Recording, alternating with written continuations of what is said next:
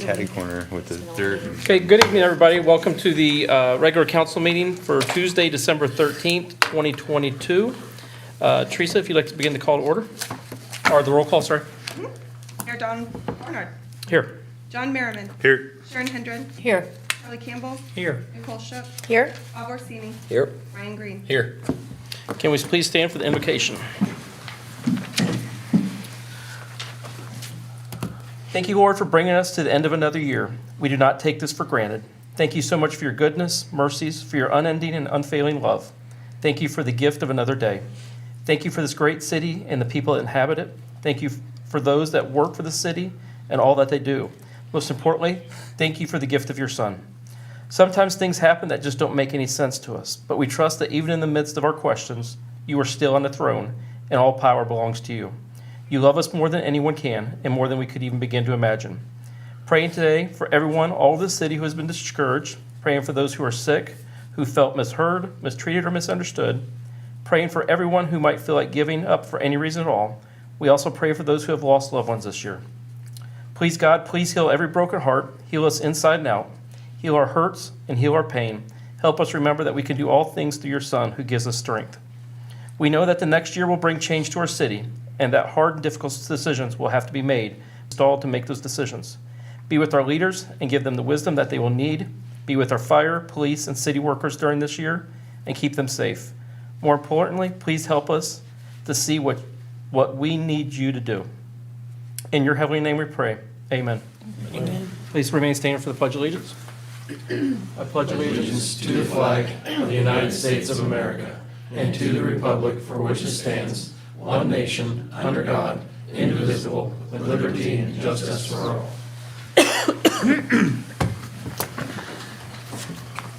If Officer Fife could come forward, please.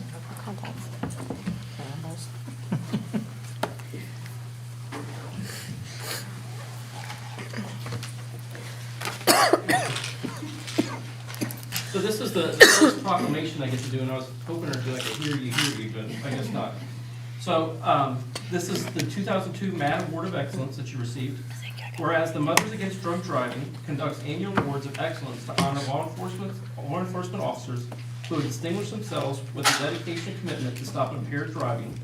And whereas Officer Deidre Fife is in her first year as a full-time police officer, and she has led the department in OVI arrests. And whereas Officer Fife was nominated and presented with the 2022 MAD Award of Excellence. And whereas the City of Johnstown wishes to recognize Officer Fife for her significant contributions in making our roads and community a safer place. And now, therefore, be it proclaimed that the City of Johnstown calls upon all of its citizens to join in recognizing Officer Deidre Fife for her service and dedication to this community. And I, Donald Barnard, Mayor of the City of Johnstown, on behalf of City Council, do hereby proclaim that Officer Fife is recognized for going above and beyond to ensure the citizens of Johnstown remain safe. Her hard work and her dedication make her worthy of this honor. And also,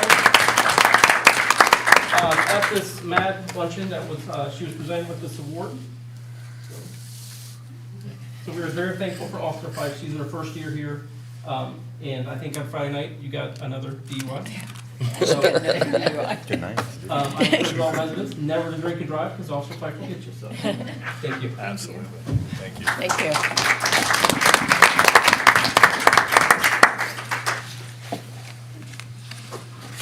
Okay, next on the agenda tonight is citizen comments on matters not on the agenda.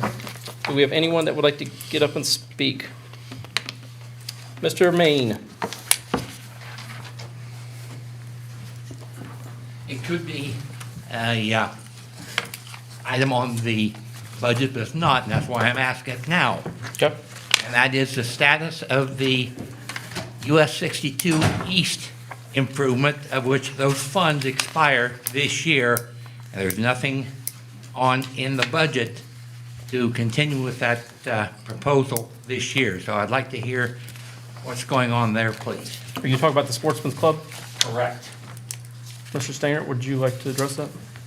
Yeah, I think it was discussed in the Safety and Service and the Finance Committee, Speak up, please. Sure.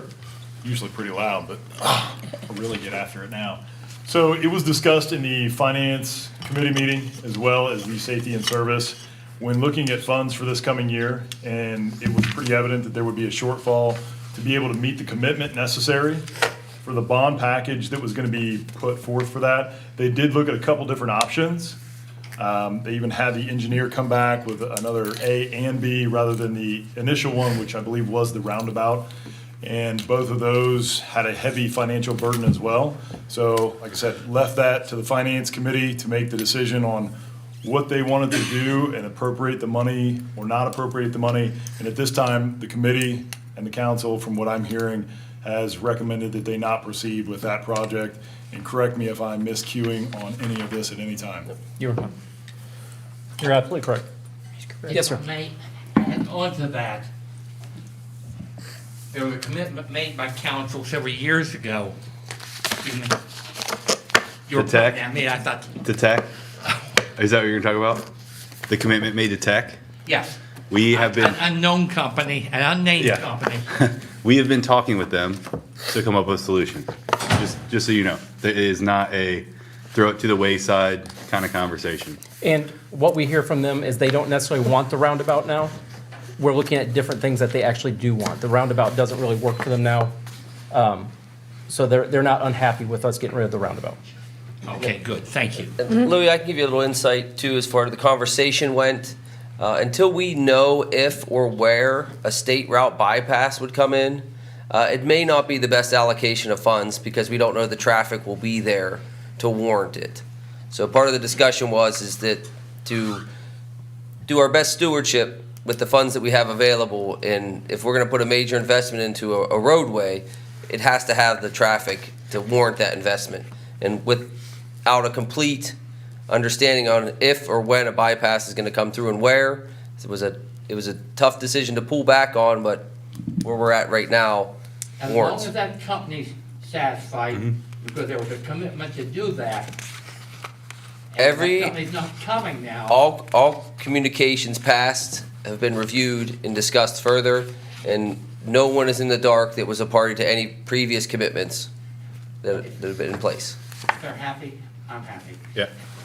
That is something we're not gonna take for granted. And we've definitely been talking to them. I've talked to them, I think, twice now. So, Anybody else with anything they'd like to speak about? No? Okay. Next on the agenda tonight is a strategic HR proposal. Lori Diaz will be presenting this tonight, so if you'd like to come up and speak.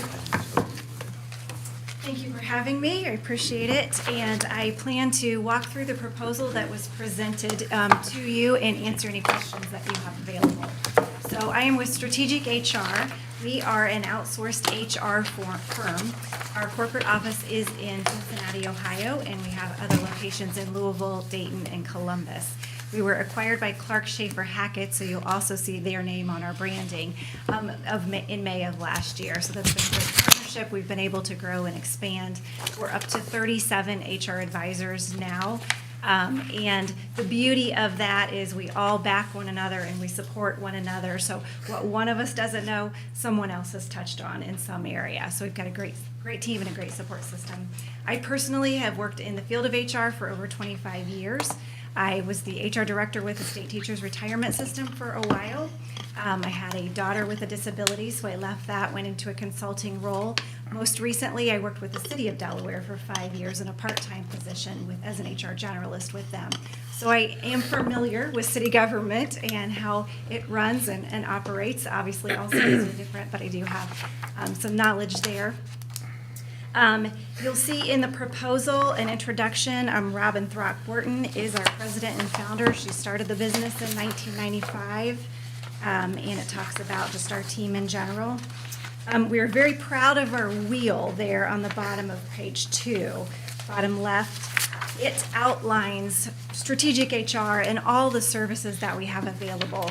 You'll notice the bullet in the middle is company strategy. So all of your HR programs and services, everything you do should be aligned with your company strategy or with your city's strategy, your mission, vision, and values. And then each of the areas are where we provide service, whether that's recruitment, training and development, benefits and compensation, communication, employee relations, record keeping, and health and safety. And then it's all encompassed by that outer circle, which is legal compliance, which is why you have HR. There is a wealth of knowledge that you need and lots of rules and regulations in the compliance world in HR. And that's what we wrap all of these services in that legal compliance, making sure that you are compliant.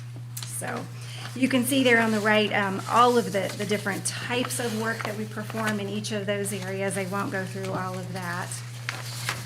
And then page 3 is our solutions. So as HR advisors, we can provide a number of resources and solutions to you and to the city for your day-to-day HR management. And we can do as little or as much as you would like. Everything that's included in here, payroll administration, benefits administration, obviously HR regulations and that record-keeping component, health, safety, and security programs, strategic guidelines and strategic plans, employee administration, onboarding, compensation administration, communications, employee relations. I think in addition, recruiting and onboarding is missing, and training and development. And we actually have specific divisions of our organization that focus on those because there's such a great need in those areas. Let's see, what is this, page 4 here talks about a kickoff of the HR partnership, and it just outlines how we would work with you in terms of meeting with you, getting systems set up, a dedicated consultant. I would be your dedicated consultant. I live in Delaware, so I'm a hop, skip, and a jump. I can be here, be on site as needed if that's needed. Obviously, all the virtual communication is available, and we do that regularly. And then your investment options. So we did provide a few choices, and this is up to you based on the amount of time you're looking for someone to provide HR services or the dollars that you want to spend, right? So obviously a commitment to a greater number of hours per month is a lower hourly rate. If that's something you're looking for, if it's a project base and we just need this done today or this project, it might be something where you just want to pre-purchase under that choice 1 a block of hours, and we use those as needed. And then the last choice would be to we would bill in the 15-minute increments, and you would just again use this as needed, and so those costs go higher. So that is basically, in a nutshell, and I know I went through that very, very quickly. I asked her to go through quickly, so. Yes, the proposal, yeah, I didn't bring a full-on presentation, just in a nutshell. Those are the services that we can provide and can provide. So I'm happy to answer any questions. I'm happy to learn more about the organization as well, if there's things you want to share in terms of your HR needs and provide information. I more or less deal with outsource HR, my company, so we have to text them email them all the time. We normally can't call them. Can we call you? Yes, absolutely. You will have my direct line, and you can call me. And I encourage you to, if you want a quick response, because email gets backed up. And while we promise a 24-hour turnaround, if you need a quick response, please. Jump in real quick. Yes. Unless anybody has any questions, I'll just jump in. Washington Courthouse, we all represent them. They went through a similar situation. I think that we're going to transition through. If you could speak just briefly and specifically about that, that'd be great, if you have the information. Well, honestly, all I know, Terry Wilson Okay. is one of our strategic HR business advisors. He's been with the organization for some time, and I know he worked with Washington Courthouse directly in their police negotiations. Correct. I believe he did other items as well, but I know he was directly instrumental involved in those contract negotiations. I have worked with contracts. The city of Delaware actually has 8 contracts that we worked within regularly. We were intimately familiar in following all those. I did not do the direct negotiations. We always had counsel do that. But Terry has directly done those contract negotiations and would be available to provide that service as well. I have a couple questions for you. On your wheel there, you showed that the legal compliance. Any issues that you guys come across, do you use your legal team or do you go through our legal team? So combination of both. We always recommend, and I'm glad you asked that, we are not legal experts, so we always recommend that you have legal counsel available. Depending on the type of documentation you're doing, we will say, please get, a legal representative to review this documentation, assure that you're covered. We have legal counsel inside Clark Schaefer Hackett. We go to that person regularly when we have concerns or thoughts we want to run past her, and she is versed in employment law. So we have that resource, but we always encourage you to use your own to protect. So when you go to your own legal consultant to ask questions, do we get billed for that, or is that just a cost you guys eat for understanding what's going on better? No, you will get billed for the time involved. There won't be a separate bill or invoice for that legal service. It'll be included in the time that I'm spending in that communication with the legal advisor. Okay. In here, you talk about your HR analysis to start off, and it says 25 or 30 hours a month. At what rate is that at? Because I know you have different rates. And let me, It was on page Thank you. 2 or 3? 3. You talk about the first couple months will be a complete HR analysis. analysis to develop the HR roadmap and timing. So to do a complete HR analysis, that typically takes about 40 hours of time. That is something we can do, and we can work with you as needed. We have an introductory HR checkup, which takes much less time and gives us a high-level overview of where your HR processes and programs are. If we want to dive in and do a thorough analysis, that's typically a 40-hour project. And at what rate is that at? That would be based on what you agree upon Okay. from these choices. So if you were to select choice one, 115 to 150 an hour. the initial 10 hours is billed at that $11.50, and then the additional hours, if we completed that, let's say all in 1 month, Okay. would be billed at the $115. Now, could we start, if we go into this agreement, can we do the first, say, 5 or 6 months at choice 1, and then after that, move to choice 2? Yes, so I believe the first, choice 1 is a 6-month commitment, and then you could move into, or vice versa. We've had other organizations who say, you know what, we want to test run this, so we're going to just purchase the 10 hours first, get started, see where we get in that initial 10 hours, and see if it's a good fit, if we're a good match together. And then if we are, then they move on to choice 1, but you can absolutely go either direction. And my last question, I'll leave you alone. When a city's functioning correctly and you don't have major issues, how many hours a month do you see working with the city?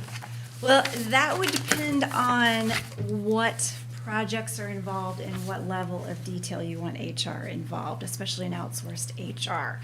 So if, for instance, you had HR running payroll, you're talking probably, 2 to 5 hours per month, depending on the service that you're offering. If you have some other projects you're working on, you want to devise a performance management system, you want to do some compensation benchmarking, you want to add some training and development. It all varies. It really depends on what you want and how much you want to use us in our service. Okay. So I'm sorry, that's a vague answer. No, it's good. Yeah. I'm not sure I can give you a solid, I have No, you're good. organizations, it's 5 hours a month, because they just kind of call us as they need Yeah. us, and we're not actively involved in the day-to-day. I have others where I'm spending, honestly, 25 hours a month, because they have lots going on, they have lots of employee relations issues that they're calling about, they have lots of questions, and so it's really up to you. What we do offer is an update regularly. We can do that weekly, we can do that more often if you wanted, to let you know where we're at in terms of our hours, so that you know exactly what your costs are gonna be. And you can put the brakes on and say, okay, this is it for this month, we've met that obligation, we'll put everything on hold until next month, or let me confirm that we have more dollars to cover this. I have a question. Do you offer any kind of PR with your HR services at all? Okay, public relations, we do not, no. Clark Schaefer Hackett, I could ask about. I know that they're what they call go-to-market services, has offered some type of services to clients. I'm not sure where that's at. They just hired a brand-new director of that department, so we could ask further about that, but we do not. We'll communicate and we'll do PR with your employees, but we've never done it with Gotcha, the yep. public or outside. Right. Anybody else? Give me one second, here, a little math. Nope. Answer my own question. Answered your own question? Or do you want Google, did you check us out? No, I was doing a little math to see what we might need and where that would fall. Is there an opportunity to take the 6-month commitment and push 10 hours from the back end into the front end? What do you mean by the back? So- end? If we take 40 hours for the initial, we'll do that in what, month 1 or 2? And we'll- And then we would have a balance of, say, 2 months remaining with that commitment versus 4. That's a good question, and that would be a Robin decision. We have limited funding and we're trying to maximize everything. Understood, completely. Yeah. I'll be happy to pass that on to Robin and follow up with Sean on that. Okay. Anyone else? I will point out that our current HR team is leaving on December 16th. So I'm going to push heavily for some type of decision to be made with this particular company, or for us to pivot quickly and introduce new options and solutions that may meet those HR needs. We've got a lot on the plate coming this year, so I'll listen to the discussion that ensues after this presentation and see where that leads us. But I just want to put that out there, that the current company is December 16th. Do you guys want to move the discussion for this, do it now, or move it to other business and do it later?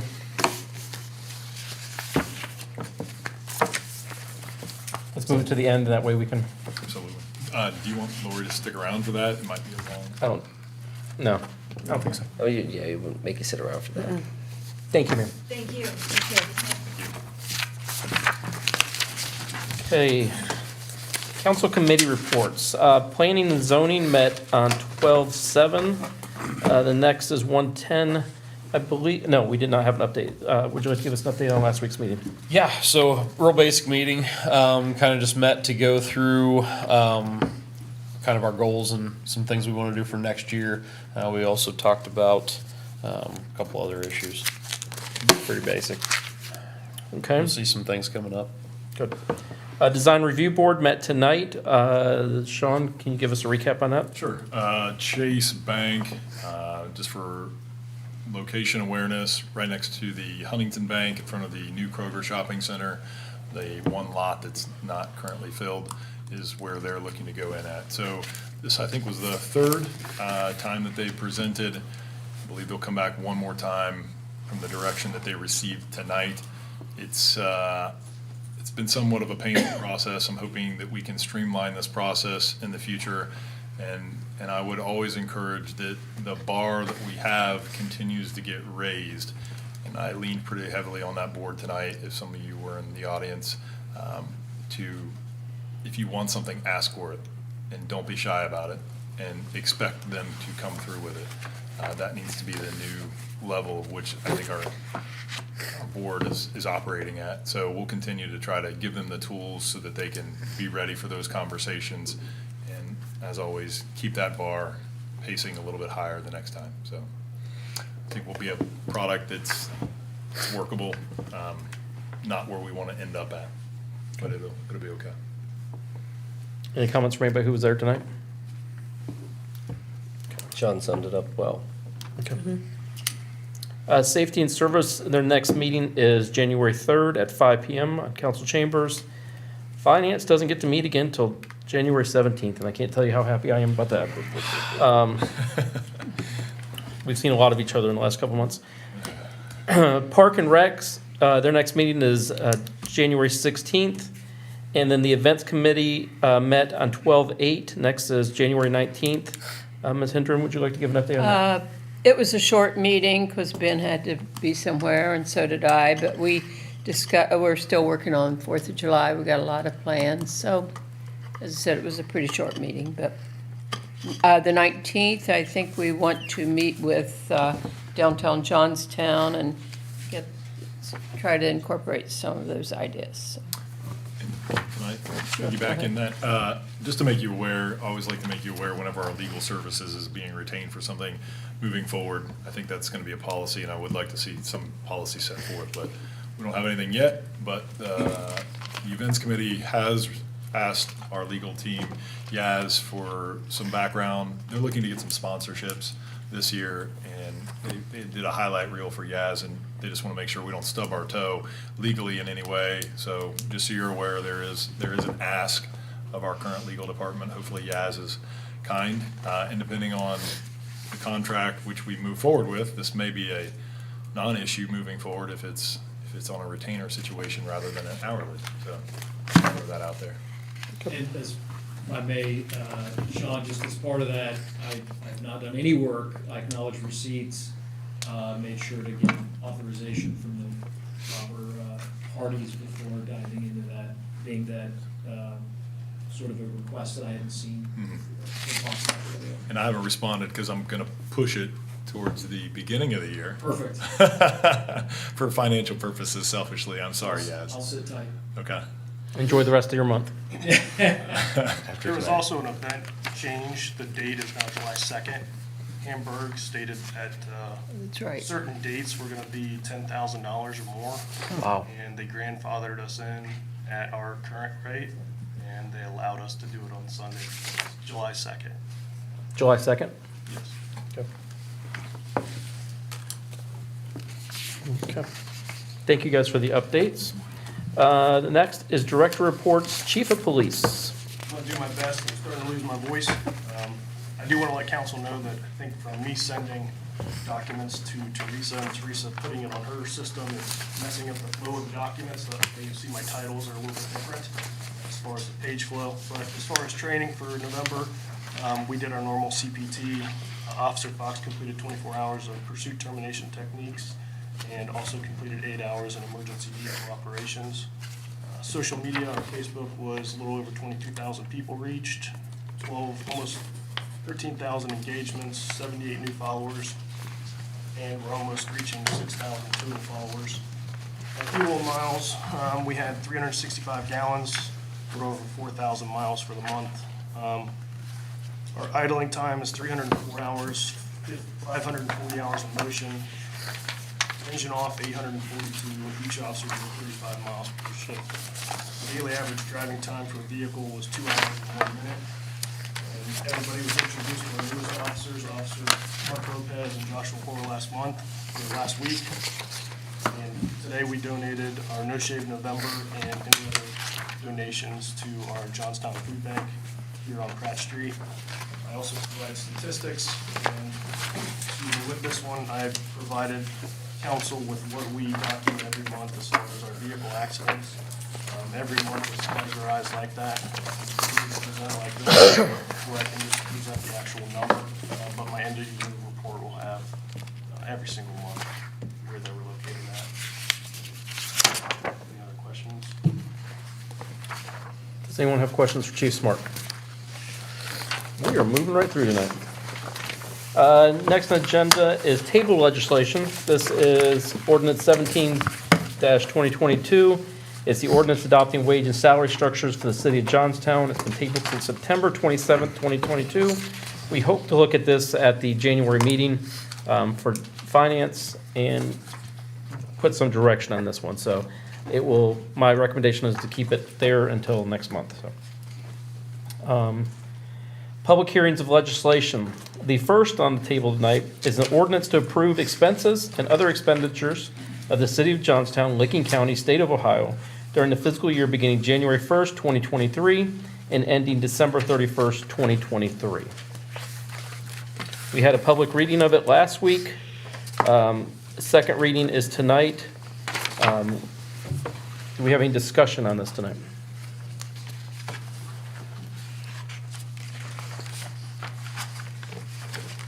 Any discussion on the budget? Okay, I hear none. Any comments by citizens? Am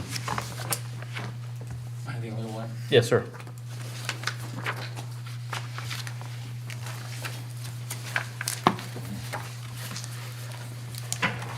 Sitting back there, I got to thinking, I want to apologize if I'm not yelling at you. I normally just speak loudly for my environment, having to talk over a group of people in an industrial habitat. So I'm not yelling at you. except for me. We yell at you. See. Okay. First off, I discussed with the mayor, and that's Mayor's Court. Mayor's Court is buried in 3 different funds. And if you look, the total of those 3 funds is $128,000, $128,556, of which, that's the largest part of it, and that's out of the general fund, which is buried. You don't see it. So if you look at the budget sheet, you don't see it. You've got to look at details. But out of the general fund, there's $205,556 going to Mayor's Court.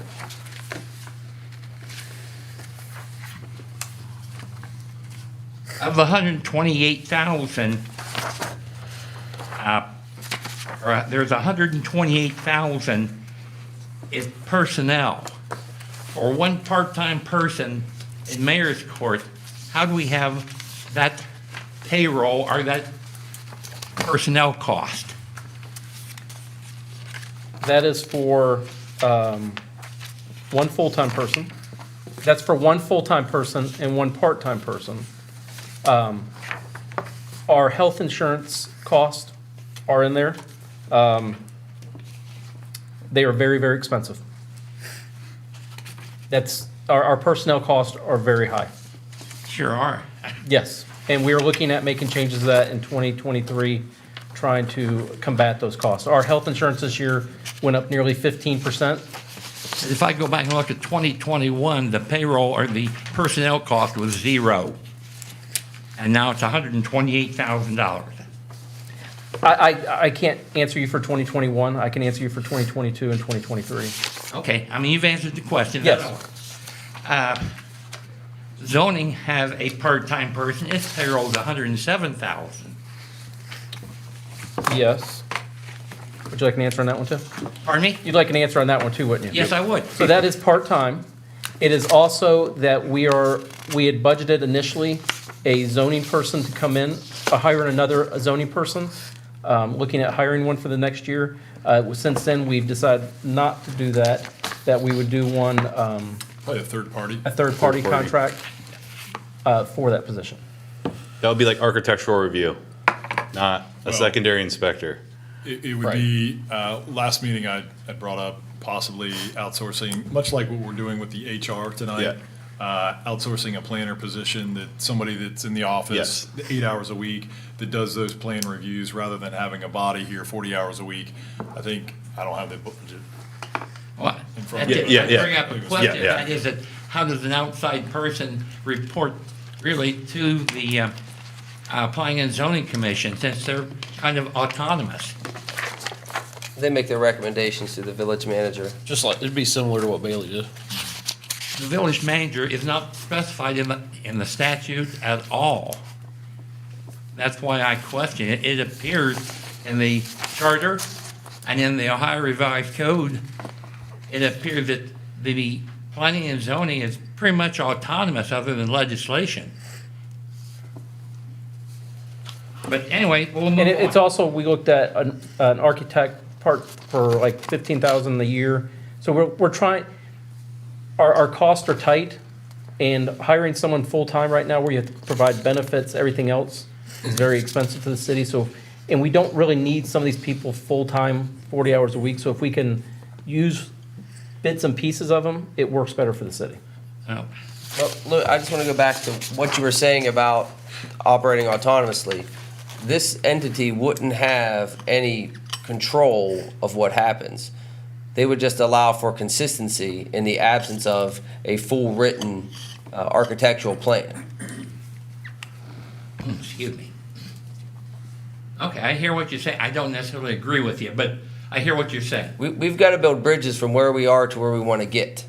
I mean, it would be nice to have all these things done, but we can only operate within the confines and the finances that we have currently. So we're trying to find links from where we are to where we want to be. and that was part of the discussion, was that this will bridge a gap for us in the short term while things get rapidly brought up as quickly as possible to the standard that we're hoping for. Finance. There's only $27,000 personnel cost in finance. Aren't you going to hire a finance director? We are looking at hiring a finance director. Part of that is if we hire a finance director, they would not be coming in until June or July.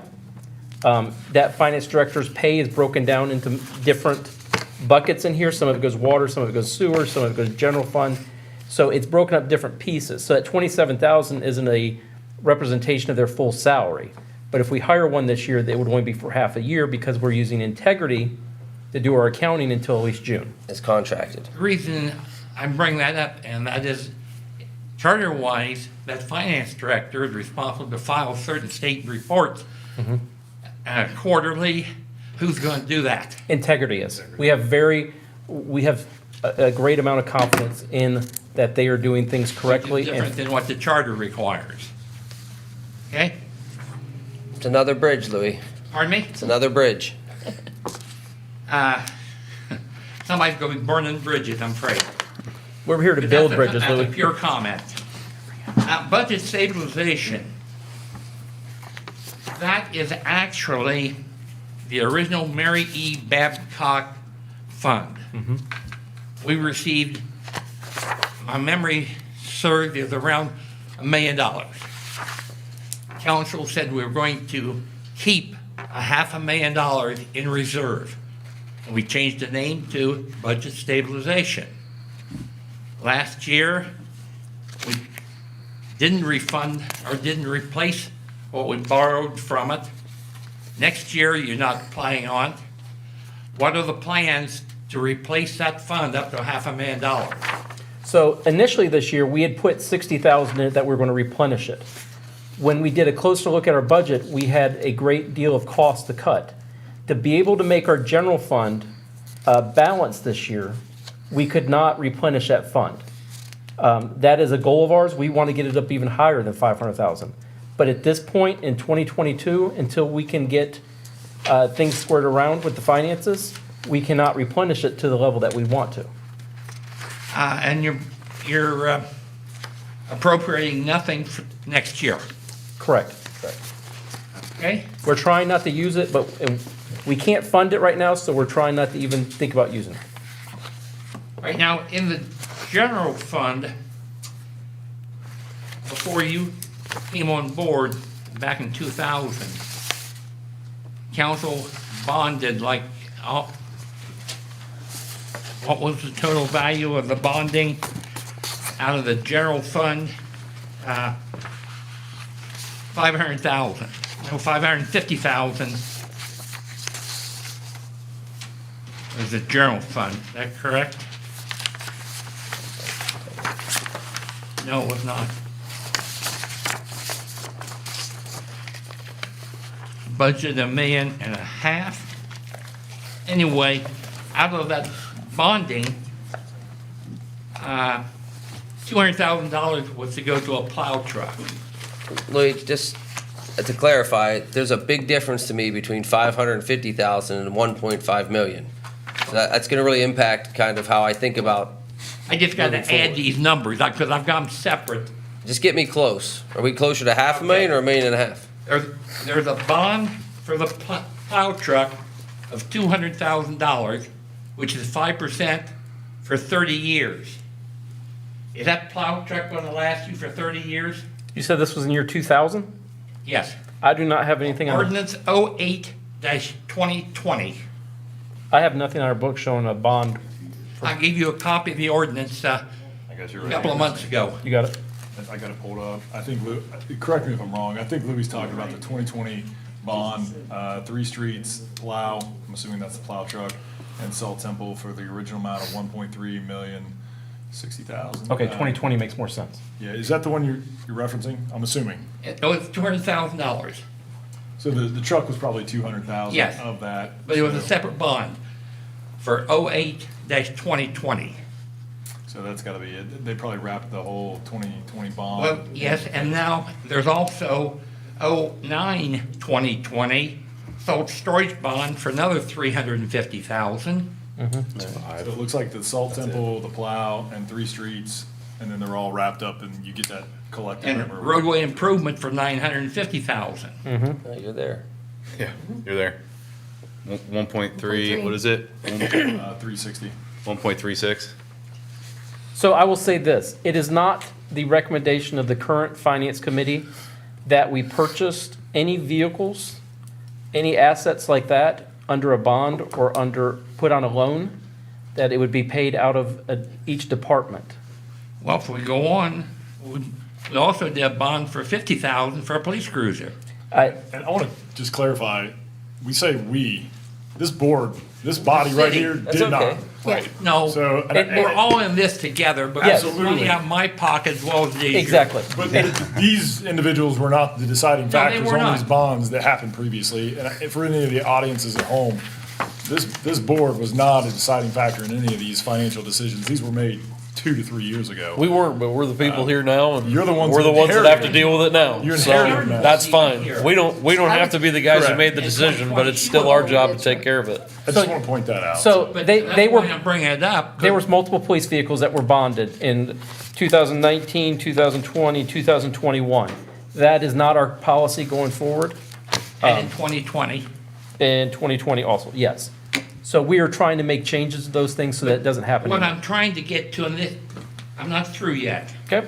Louis, I appreciate you doing this.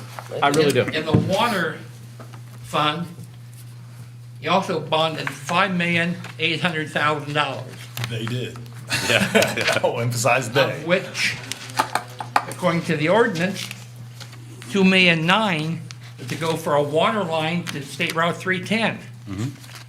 I haven't seen a water line go down to 310 yet. I don't see those residue funds in the carryover. What was the So there's decision? $2.5 million. I'd like to know where it is. I'm going to defer to Jack because I think he can specifically give. I have a general idea because I've had discussion with Jack, but Jack was here during that time, so I'm going to defer, and I think he's got the answer available. So Yeah, what I'll tell you is, you're exactly right. It was the council at that time to run a water main down to 161. The county commissioners, to the best of my knowledge, intervened and said that territory we could not run the water line down to, that Southwest Licking was going to take care of that section. So the council then pivoted and made some other upgrades and services. We added a water line on Sportsman's Club Road to get to the edge of the property, or edge of City Corp lines. We have designed water lines for out on Duncan Plains Road. And also, I think you're gonna see another part of the bond in there is for the new water tower as Yep. well. And $750,000 for new day water line. and that one actually got Actually, it's increased. 1.1. 1.1 million. 1.08, I think so it was, 1.1, we'll round it up, was run down to New Day. So, And I won't argue that point, but the ordinances do not support that. okay, I guess, you wanted to know where the bond money went. I can tell you that, and I can tell you why it wasn't extended out to its original point. And the sewer enterprise also is bonded $1.5 million for general upgrade. So in total, there's almost $1 million a year bond debt. We know. We're very aware. Makes it tight. Pardon me? It makes it tight. And as far as the sewer goes. Now, to bring a little more to light, capital improvement general, anticipated revenue is $360,000. You only received $90,000 this year. There's a couple $100,000 difference. Capital improvement for the traffic circle, $63,000. You received $23,000. Sewer operating, anticipated revenues, $905,000. This year, as of today, you only received 73,000, I'm sorry, 735,000. I can't even read my own writing. Made me nervous. Big time. Water enterprise, revenue, 647,000. You've only received 417 or 418,000. Sewer, 872,000 budgeted, received 516,000. So there are significant downfalls in what you're appropriating, although there is the money in the carryover except under the sewer debt. And in 2 years, you're going to be at negative sewer debt. You're exactly right. And we, as a finance committee, have started to address the water and sewer. Water and sewer should be profitable. We're going to be talking more about that hopefully later on tonight, about the rate increases for this year. We're going to be doing a full dive into water and sewer and find out why we're not as profitable as we think we should be. Some of that goes back to agreements like New Day, stuff like that, that don't work out to our benefit like it should have. But we are fully aware of that, and we want to get figured out. I want to point out also, previous council set a policy that any expenditure over $30,000 was capitalized if it had a lifespan of 5 years. Mhm. And the finance director will have to put that into a written policy. So while you're looking at that, $30,000 or greater is to be capitalized. And I argue, should it be even less than that? That's something that I want to work with integrity about, to look at other cities, what their policies are, because it really depends on the useful life of that item. 5 years. If the useful life, if it's $10,000 and its useful life is 5 years, in theory, should that be capitalized? So it's a discussion point. And that's I'm the saying things. what the policy is until you change it. Right. But yes, I agree. Anything over 30,000 should be capitalized if its useful Right. life is over 5 years. But we've stuck that because Jack's got some motors, I think, cost over 20,000, 27,000 as I recall. The large ones, Mm-hmm. yes. So, You bring up all great questions that, pardon me? you bring up great questions tonight that, that I'm glad council gets to hear more of, because these are conversations we had in finance committee as we found these things and worked through them. Well, I hope we do because the enterprise funds scare me. You're exactly right. Thank you, Louis. Thank you. Thank you, Louis. Hey, Louis, I just, as a side mayor, Mr. Mayor, may I? Yes. As a follow-up to what you said, I encourage you to keep the accounting that you're doing in coming, because you're doing an excellent job. Most, if not everything that you addressed tonight has been addressed in finance. We're trying to move the big rocks first and then work our way down. Now, there is a little bit of opinion on what the big rocks are, but once we get through the budget process and get our plan set for next year, enterprise funds, allocation, appropriation, all those things are in short order next on the Finance Committee's agenda. To not only address and find where improvements can be made, but also set permanent policies, or as much as permanent policy can be with the council, into the future so that we have something we can rely on for consistency. One thing I did mention that I would skip over my notes, and that is a status of the outstanding bonds and the payoff over the 30 years. Mm-hmm. Yes, and we have a debt schedule that goes over those 30 years, that we put the debt pieces into that to see how much debt we have. I believe that was something that wasn't done accurately in the past, and we've taken on more debt than we should now without looking at that schedule, so therefore we have more debt than we should. But it used to be done with the budget. Mhm. If that's available, I'd like to get a copy of it. Yes, we can get your copy. I got it right up on the screen. We are Can you print the screen for me? not here, Okay. but I will get you one. So yes, this image is kind of burned into the finance committee's brain at this point because of how much focus we've given to this particular document. Because I only know the $1 million I'll get you a copy of this. are the value of these bonds in 2020, not outstanding. No, I would agree. Everything you're saying, Louis, is on point. And I won't regurgitate what Bob said. Everything was discussed and vetted, very much so in finance. So we're working through it. You bring up great things that they all brought up, and we're all working through, and I'll get you a copy of this so that you can. I didn't go even work through it before the creditors knocking on the door. We, I think. agree. I think we pivoted just in time, Yes, Yeah. yeah. honestly. We're moving forward in a good situation. Because I don't know what our bond rating would be right now. Yeah. And We discussed that as well. Yeah. publicly, I'd like to say sometimes you're a pain. But we love having you because you bring up points that no one else brings up and holds us accountable. And I thank you for being that person. And I wish more citizens did that. More citizens took the time to look at what we're doing and hold us accountable for what we do and the mistakes we make so that we know. So thank you, Louis. I appreciate you. Hey, Donnie. Yes, sir. I have a question. Is the amount of appropriations for each, say like sewers, water, streets, for the employee fund, is that including the 2.5% increase for them for the year? Say that one more time. I didn't Essentially understand. When we look at raises. the appropriation for any one of the subject, whether it's going to be the water department or the sewer department.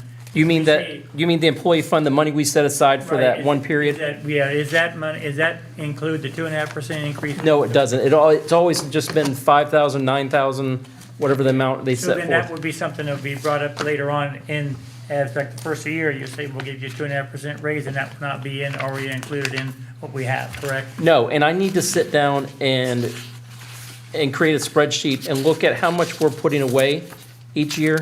I didn't get to do that with this, but how much we're putting away, so that in that 27th pay period year, how much we're gonna owe.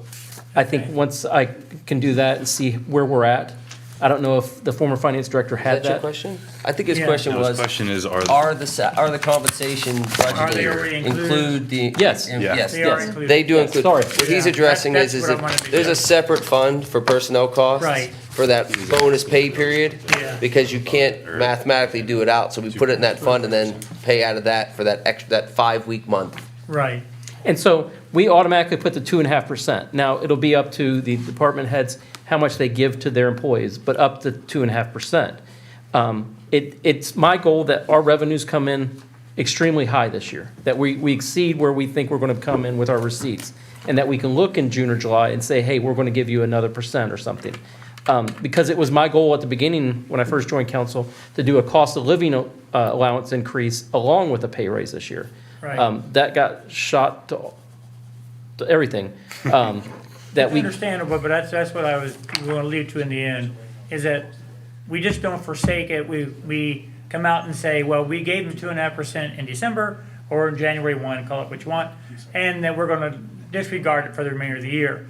I think it's important that we go back over our finances, and if we see a place where we can give our employees more, I think we should. They're our Yes. biggest asset. yes. Oh, I mean, I think that we've Okay. historically shown that with, when we just did a wage increase for shifts. Mayor? We're here to give people money if we can. Yes, sir. One other thing. Yes, sir. In this listing of funds, there's one missing. What is that? 2911, which has a balance of 129,062. What is 2911? Mobility Hub. Hub. Oh, Why wasn't that on in there? I'm gonna give It's in the, ours. hopefully, lack of information explanation. So Mobility Hub ends this year. In my understanding, the Mobility Hub, this is my understanding, so don't hold me accountable for this. It was a pass-through account, so we were receiving money from the county that we would then backfill to a company that was doing a lot of the Mobility Hub functions, and as far as the research and development of not just the physical location, but also some mobile applications on a phone, some research and testing with certain universities, the connectivity between multiple different transportation systems such as Dakota, Lincoln County, CAT, Transportation, Ubers, and coordinating all that. So I don't know the specifics of how much that started out at, but I know that from a operational standpoint, anytime we get a bill from Darlene over at Etch, there you go. We backfill and we get that to the county. The county then brings that to us as far as funding, and then we pay Etch. So that is no longer going to carry forward in 2023, so that's why it's probably not included in this particular budget. Long explanation, probably. The too- program's ended. It's $100,029 that's not here.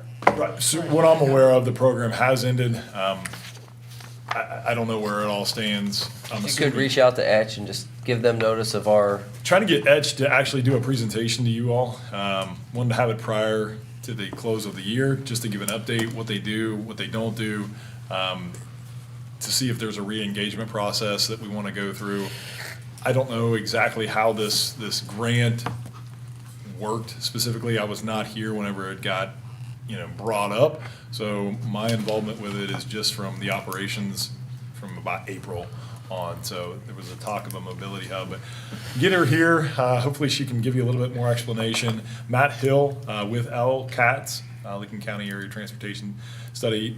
He is also intimately involved with this. He will be coming to you all at the beginning of 2023. I'm going to try to get him in front of you all around January. I think that'll be a good opportunity. He's going to discuss multiple things. This can be one of those, and he's probably going to be able to speak really specifically to the mobility hub, but I also want to have him speak to other transportation issues that we have in Johnstown that maybe they can help with, or maybe they've done some studies on that they have some recommendations for. So, can you confirm we're not going to be invoiced from Etch any longer? if we do, I know the funds are at the county, so that's the beautiful part. Anything that does come from Etch, we get backfilled from the county, and Etch is well aware that, there's a certain amount of funds, and it's kind of the county that's driving it.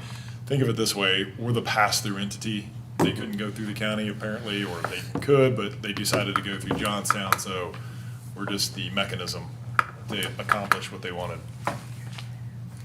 in layman's terms. Okay. Any other questions on the budget?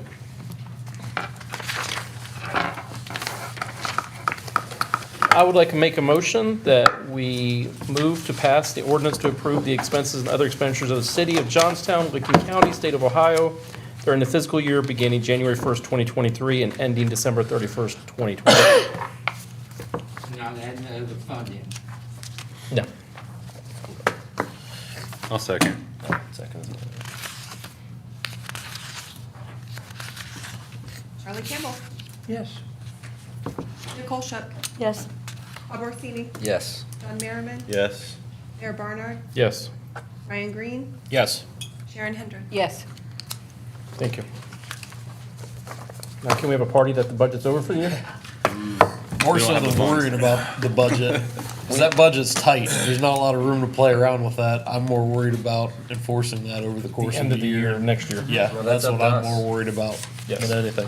I'm excited that there's a huge understanding of the budget from this particular council. So for me, it makes my job a little bit easier as far as the explanations and decisions that have to be made, that you all have the background whenever these decisions are made. So for that, I'm happy. So I'll put a win in the column tonight. I mean, 5 of the 7 members Absolutely. were actively involved in this budget, so I think that's, no other year can say that.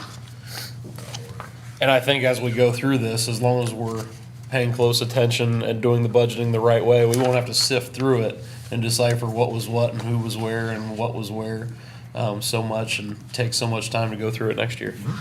Because that was an interesting process to figure out where everything was in every budget. Okay. The next item is Resolution 2022-41, a resolution to appoint a city law director, city prosecutor, municipal court magistrate, city engineer, and city auditor to serve the city and its employees for the year 2023. Do we have any discussion on this?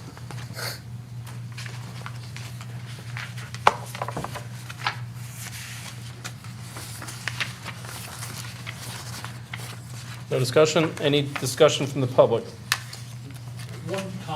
Yes, sir. Since the law director is here, if I go to the charter under the law director, he's responsible for the prosecutor. So I questioned every year and I voted no on passing a resolution that you establish or you hire a prosecutor when according to the charter, he should be doing it. Yes, can you answer that for us? Yeah, I'm happy to address that. I don't know if this is on or not, but I'll speak loudly. The charter also allows for special counsel to be employed by city council to exercise the powers, duties, and functions that are required of the city.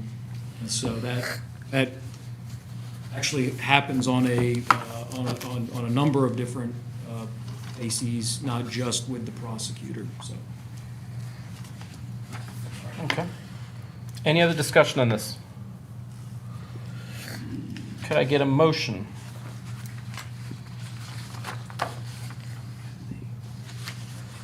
I'll go ahead and make the motion.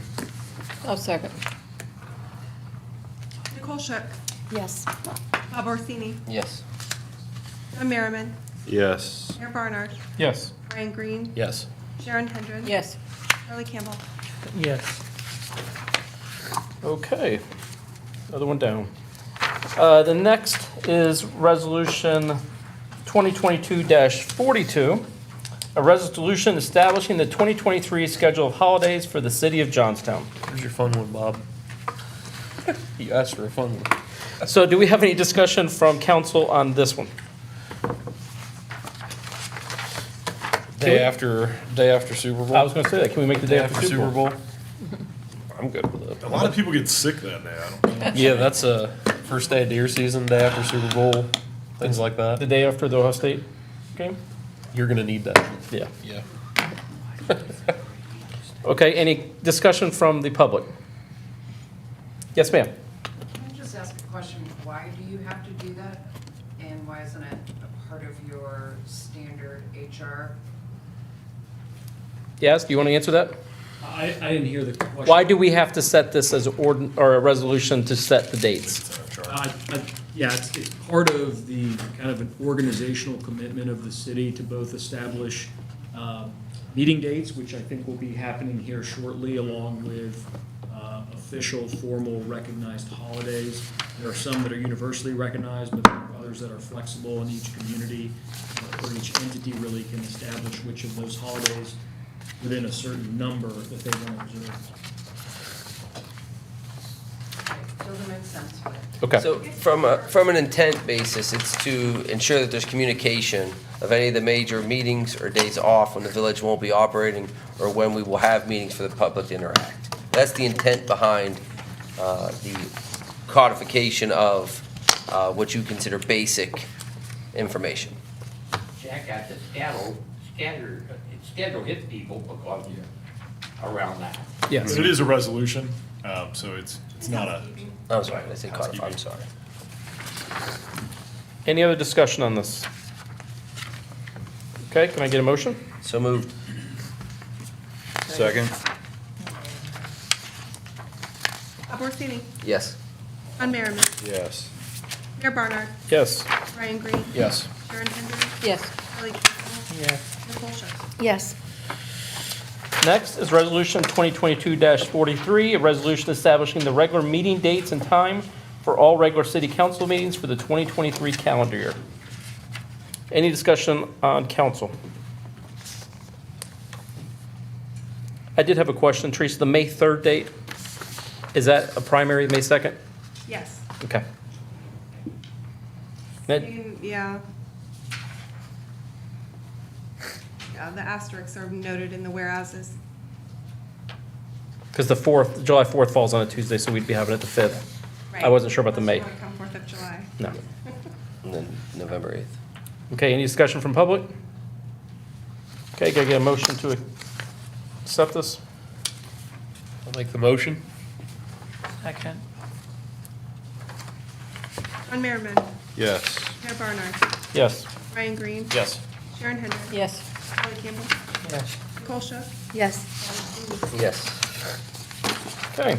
Resolution 2022-44, a resolution establishing the regular meeting dates and times for all regular planning and zoning commission meetings for the 2023 calendar year. 45. No, it's Oh, never 44. mind. It's on before, you're right. Any discussion by council? Any discussion by the public? I need a motion to move this forward. I'll make the motion. I'll second it. I'm sorry, who was the motion? Ryan.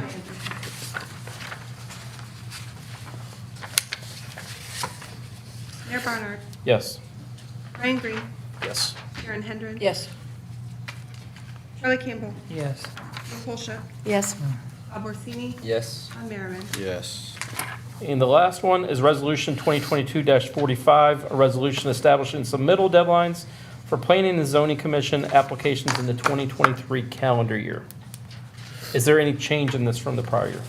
Are you good with the 11/22? Is that gonna be a full staff day? Where are you looking? It's the day before Thanksgiving. That's the only one. As a submission date It's a submission date, right? But then you're not gonna have anybody. here for 2 3 or or 4 4 days, days. yeah, 2 Correct. days. I didn't know if you This- wanted it the day we've been before, talking the about this one 21st. For a while, Sean. Well, Yeah. So we want to probably extend these out. the 23rd and the 24th would be the holiday. That's what I mean, if you submit it on the 22nd, last day due, you have until what time? The next day you have a holiday. Right. There's no one that's going to That look at it. means There's 2 weeks. Oh, there's still 2 weeks to look at There's 2 it. weeks prior to the meeting. And these give you enough time to That's, yeah. give it to us with more than 3 days. So we're able to, that's what I'm saying. I mean, the packet go out on Friday unless, That's what I was saying, we can, I'm totally okay with moving these dates.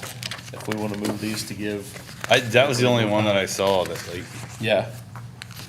I didn't want anybody to shoot one in at 11/20, on 11/22, Well, yeah. 4:44. Yeah, we meeting don't. dates, so the meeting dates are. Yeah, 2 weeks after. I just didn't want anybody to want to shoot one in, then not get, I don't know if you do like a receipt, like confirmed receipt, and then, that's a half day and no one receipts it. That's all. That's all. Only that one. I think they're looking, oh, I'm sorry, go ahead, Lee. Donnie. Do these dates, are they adjusted for the application that have to go through design review, the street committee, or the tree committee, and any other pre-zoning? If you note on the exhibit, excuse me, there is a note that says due to public notice requirements, actual application deadlines may be in advance, so it would depend on, the specific application. Because they've got to have those approvals before they go to the planning commission. So That would be a case where the planner or the city manager would work with that applicant individually if it was prior to that. So what I hear John and Ryan, I think questioning, and they've sat on planning and zoning, and so has Charlie. Is there a desire to have the applicant submit 3 weeks ahead of time rather than 2 weeks? Yeah. Would that give our staff a little bit more time? So I'll bring it up from a staff running pretty thin standpoint.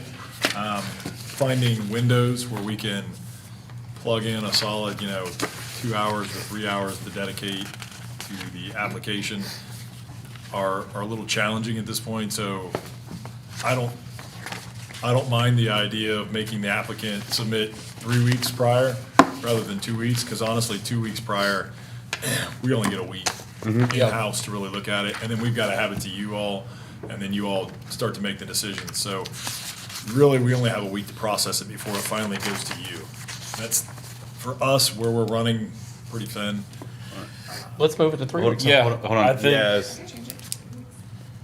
There was a discussion around this before, and I remember there being a reasoning why it has to get through in so many days, We right? have 30 days. 30 days. For Yeah. certain applications, correct. Forgive me, I do not know which of those, it's not all. It's not all. zoning Right. Applications, there are some that, yes, if there's not a decision made by a date certain after a complete application is automatically granted. But I believe that is, It doesn't, the only, I think for instance where it causes an issue is if it's, you vote on it and then the secondary meeting to be able to bring it back. Yeah. I think that And was I like mean, the for only time we most- got For into the a most weird. zoning issues that come through, it's not that big of a deal, but when you have an entire neighborhood Oh, no, or I know. a Oh, major no. Yeah, project to go absolutely. through, We can and you notate get that in here. you get it Friday, and you have to go, you have to decide on it on Tuesday, that creates a logjam there, especially for, when we have people that are working, things like that. If I have a question on it Friday, and then, our staff's You not can't in get until an Monday. answer on Monday. I don't have a great answer on Monday. If I have a question, if I notice something Monday, I don't get it answered before the meeting. And that's not your guys' fault at all. I'm saying, it doesn't give us a lot of time. It would be nice to have that. I think this is the point that Teresa was just about to make. She knew it better than I did. The deadlines that we were thinking of are actually triggered after the public hearing. Right. As opposed to the submission. It's the 30 days, yeah. Yeah, and so, So you can make these dates any date you want. right, I think we back them up. Yeah, Back 'em up. Sean, is that what you're asking? Yep. Yeah, because I can tell you, there's stuff that comes in, and immediately when it comes down the pipeline, I don't feel confident in the product that's being produced for the Planning and Zoning Committee because I haven't had the time to properly vet it, ahead of time. So, and It's a week. it's just tough. So if you want to add another week, you could add 2 weeks, it wouldn't break my heart. But if you want to add another week and see where that works, I think it would help Teresa out from a time situation as well. And if we bring in our subbed out group there, we don't know how that relationship's gonna work 100%. Yeah, I mean, Yes, so it would be that's a nice to great have that. point. It'll be nice to have that cushion. I know this feel has like been I heard asked we- numerous, we've asked, this This has been question's for been a couple of asked. years. So let's look at it from the other side. So if we go from 2 weeks, which has been typical, to 4 weeks. 3. Well, I'll just say 4, I'm trying to get a balance here. How does that impact people submitting to us? I don't see how someone would, Process. It'll delay it, If but they're it helps running our hot, staff man, and it You helps have to our. know what. how the- fast do people bring projects to fruition? But not all municipalities are the same. So I know, for example, That's on the submitters, that's their burden. well, I know, but what I'm saying is, I know, for But is it example, undue is what I'm asking. yeah, I've submitted things in other municipalities and you don't get them before planning and zoning for a month, at least a month. And sometimes it's 5 weeks because of where your application falls. I'm Newark, not you looking for have a to- necessary delay, but this doesn't require us to wait 4 weeks to do anything. No. It just requires them to submit, Correct. and then we can act at whatever pace we Right. proceed within the law. Mm-hmm. So, Question, what do you mean by submit? To whom? Application has to be submitted to the Planning and Zoning Department. Yes. And then there's usually, typically a stamp that goes associated You've with got it. others that have to have approval before it goes? So what Louis is talking about is Right. if you read the tree ordinance, it talks about you have to have this done before it goes to planning and zoning. There's a lot of confusion that I've been talking to Yaz about, and I'm gonna talk to him again later on tonight about, of how we redo this process to get it streamlined and fixed, Oh, yeah. so that everything makes sense and how the process works. But the design review also have to be before. the submission is to whatever board you're seeking approval. It has to be. So, It's probably gonna be a submission to the city that's going to then get kicked back to the applicant Right. for the appropriate board, which is, That's all I want to know. should be an internal our problem, right? Right. If you submit an application for something, we should look at it and say, you're gonna have to go before the tree committee. And then they're gonna say, here's when they meet. here's when they meet, here's when you're gonna go, and then it's gonna go, and then after that, you're gonna go before Well, the that's board. the understanding. That's another conversation that we're gonna have though. Building, That's Yes. to whoever has to pre-approve before it goes there. That'll be another conversation we're gonna have too, as far as the flow of how things come in when they're applied, because it's not 100% streamlined right No, now. that's why I'm just asking. And that's something I've been wanting to get with Louis and talk, is go through all of these and create a flow chart of all these different procedures, when they have to happen, so we can go back and fix those documents to streamline it. Yeah. That's one of the other things we're working on, in addition to how we interact as a council with staff and what's required to make contact or make requests. And we're really trying to organize, be consistent, and build something, which is why it takes so long. It's not a switch. It's not a total redo, but a reorganize so that it's clear. Someone should be able to walk in and say, I want to do something. Teresa says, well, here's how you do it. A, B, C, D, E, F. Been trying to do that now for 8 years. There's an election next year, buddy.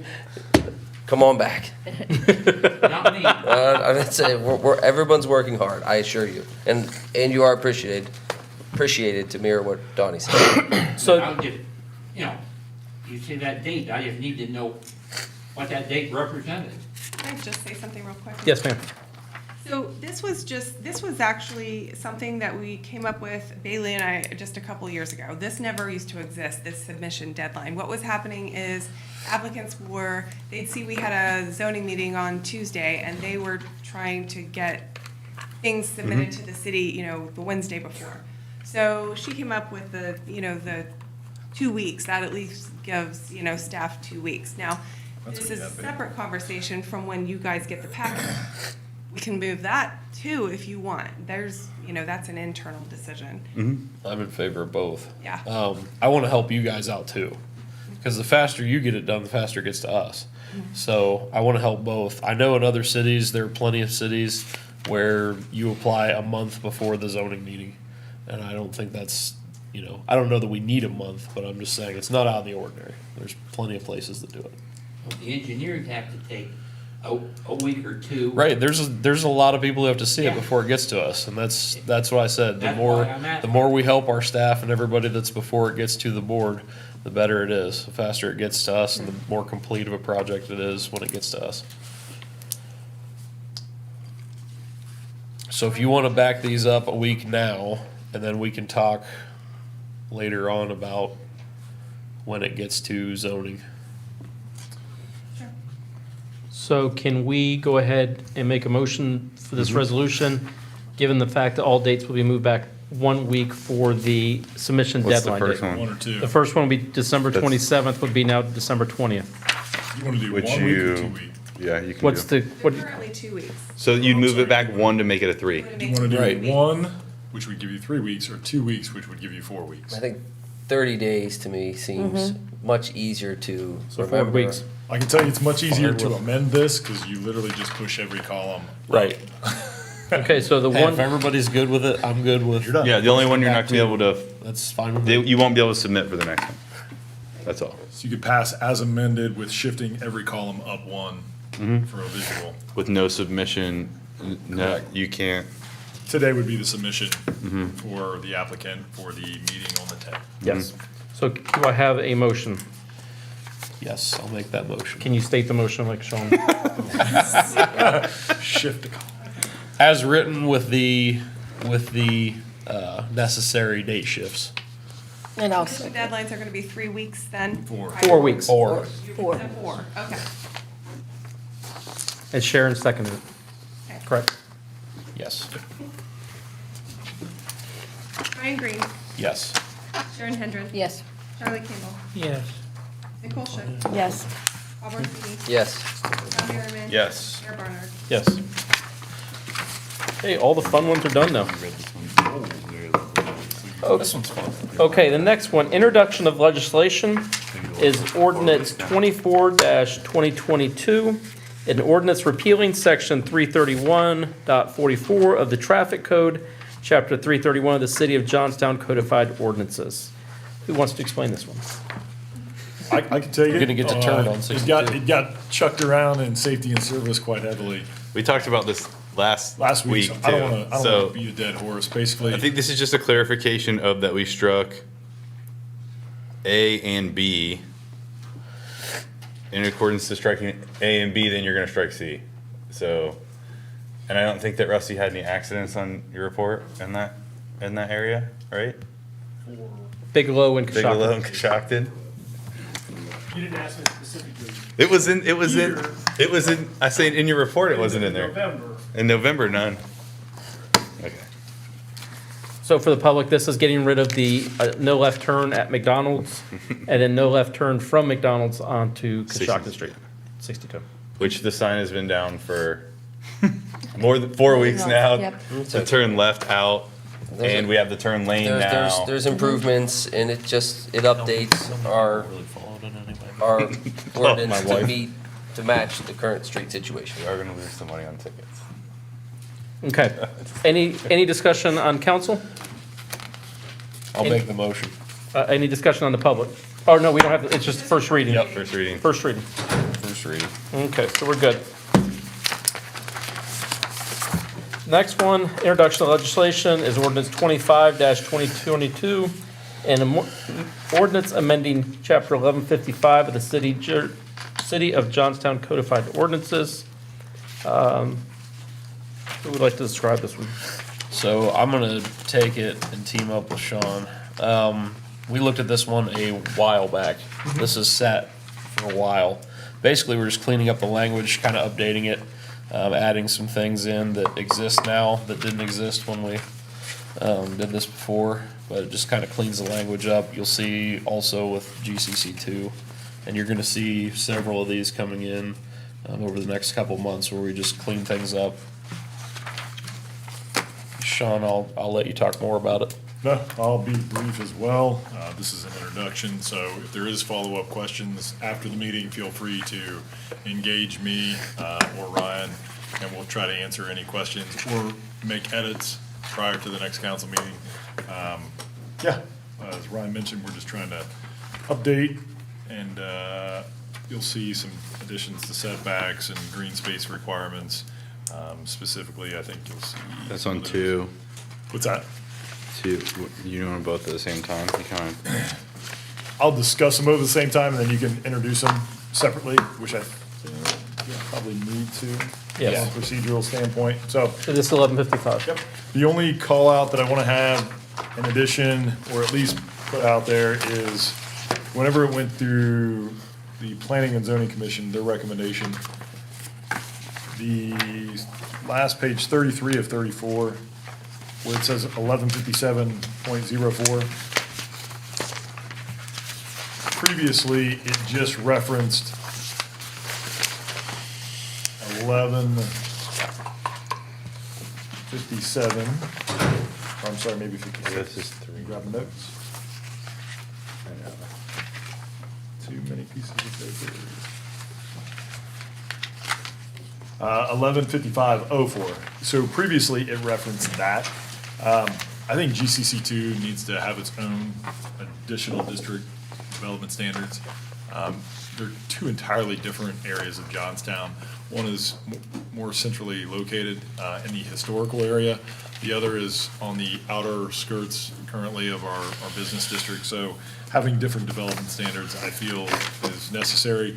There's a lot of overlap, but with setbacks and things of that nature, you have buildings that exist in the downtown that obviously are a little bit more compact and closer in proximity to other structures and other lot lines.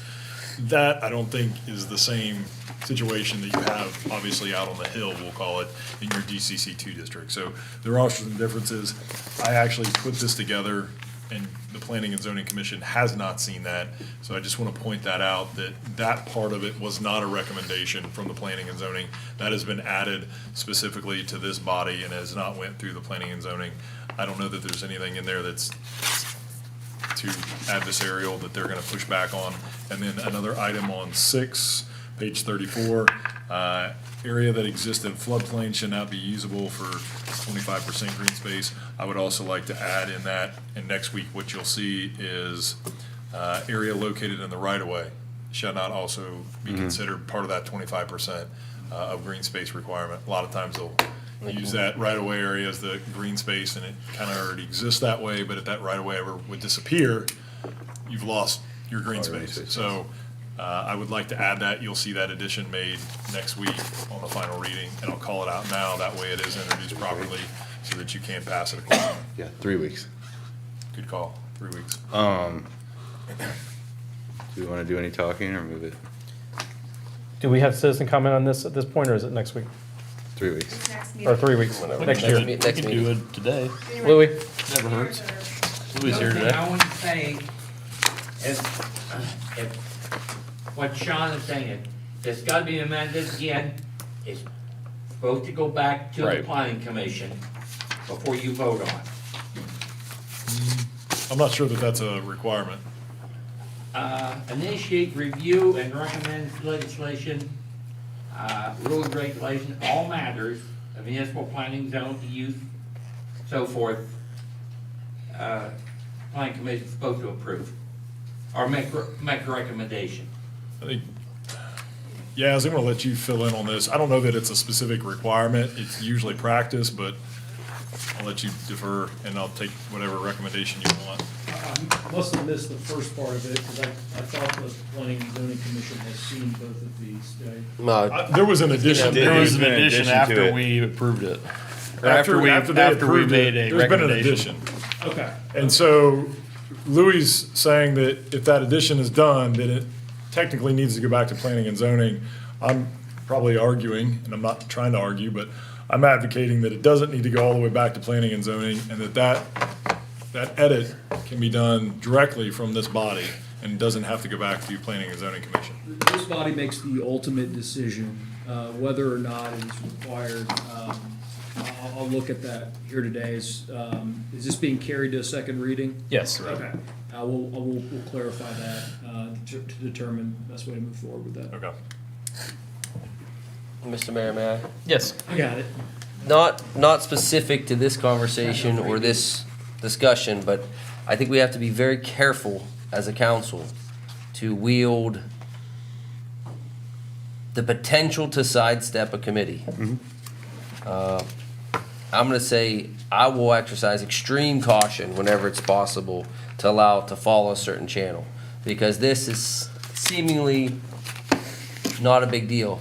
But if it was something that was critical, those boards are in place, or those committees are in place to have a function to review, to stamp of approval and make a recommendation. Ultimately, they don't have a say, but at the same time, I want to make sure they still have a meaningful position of value, because I think that the people involved can provide a great deal of help to the town. So just think about that as we move forward, that we may be saying more than just, hey, adding the right-of-way, which is nothing. The action may say and speak louder into other situations that may come up. So if it did go back to planning and zoning, it would go back January 10th. Well, right, Right. then anytime We'd you're have to- making an edit to it, any person's edit, like, it could take us 6 months to do this. Let's define that in our rules of council. I think we could do that. Right. I mean, it's not necessarily, I'm not speaking to this situation, I'm speaking to the bigger concept of And you're exactly what right. the potential is there. Yes. I really want to make sure that council's moving forward. Of course, they could change the rules whenever they want, just so the public knows. Anything that gets laid down can be switched by the next council instantly. But I'd like to really think about some of these minor details that get lost over time, and then we circle back and there's confusion, and the more work we can put in on the front end, I think down the road, the better off it'll all be. I think in a specifics where you're talking about something, especially planning and zoning, when it's an addition and not an alteration of theirs, I see the point of, it's not really, to me, it's a convoluted statement to like send it back to them. Like, you're adding something to something they've already said, we sign off on this, right? And it may not be something that anybody ever thought about, to send it all the way back. Now, if we're like, hey, we don't necessarily think this, and this work, let's go back and redo this. Like, signs are a good example. Yeah, square footage might work, but do we really want them to be 12 feet tall? Let's send it back and let you rework it, see what you think, and then it comes back again, right? But then how many times are you gonna send it back? That's the only time it gets convoluted. I agree. There's a balance between process and speed, right? So, but I just want to make sure everyone's thinking about that a little bit, because we're gonna put some work into rules of council and try to come up with a more consistent process for everyone. I think there are other changes that were made. The one that was presented originally said you couldn't have a drive-through window. It still says that. That was one of my questions. Again, my point isn't to get into the details, but just to kind of plant that seed with everyone to start thinking about. Create a framework for the How do we build a framework out? How do we put restraints? And how do we make it so that the restraints aren't, completely, we're a weighing anchor every time something comes up? If I may, Mayor and Council, the zoning review or variance process is governed by Chapter 1137. And so zoning changes can be initiated a number of different ways, by the recommendation of planning and zoning, by the resolution of council or an applicant. And there's a pretty thorough review process, but subsection H of 1137.05, which is titled Review Procedure, states that at the next regularly scheduled council meeting, after the planning and zoning recommendation,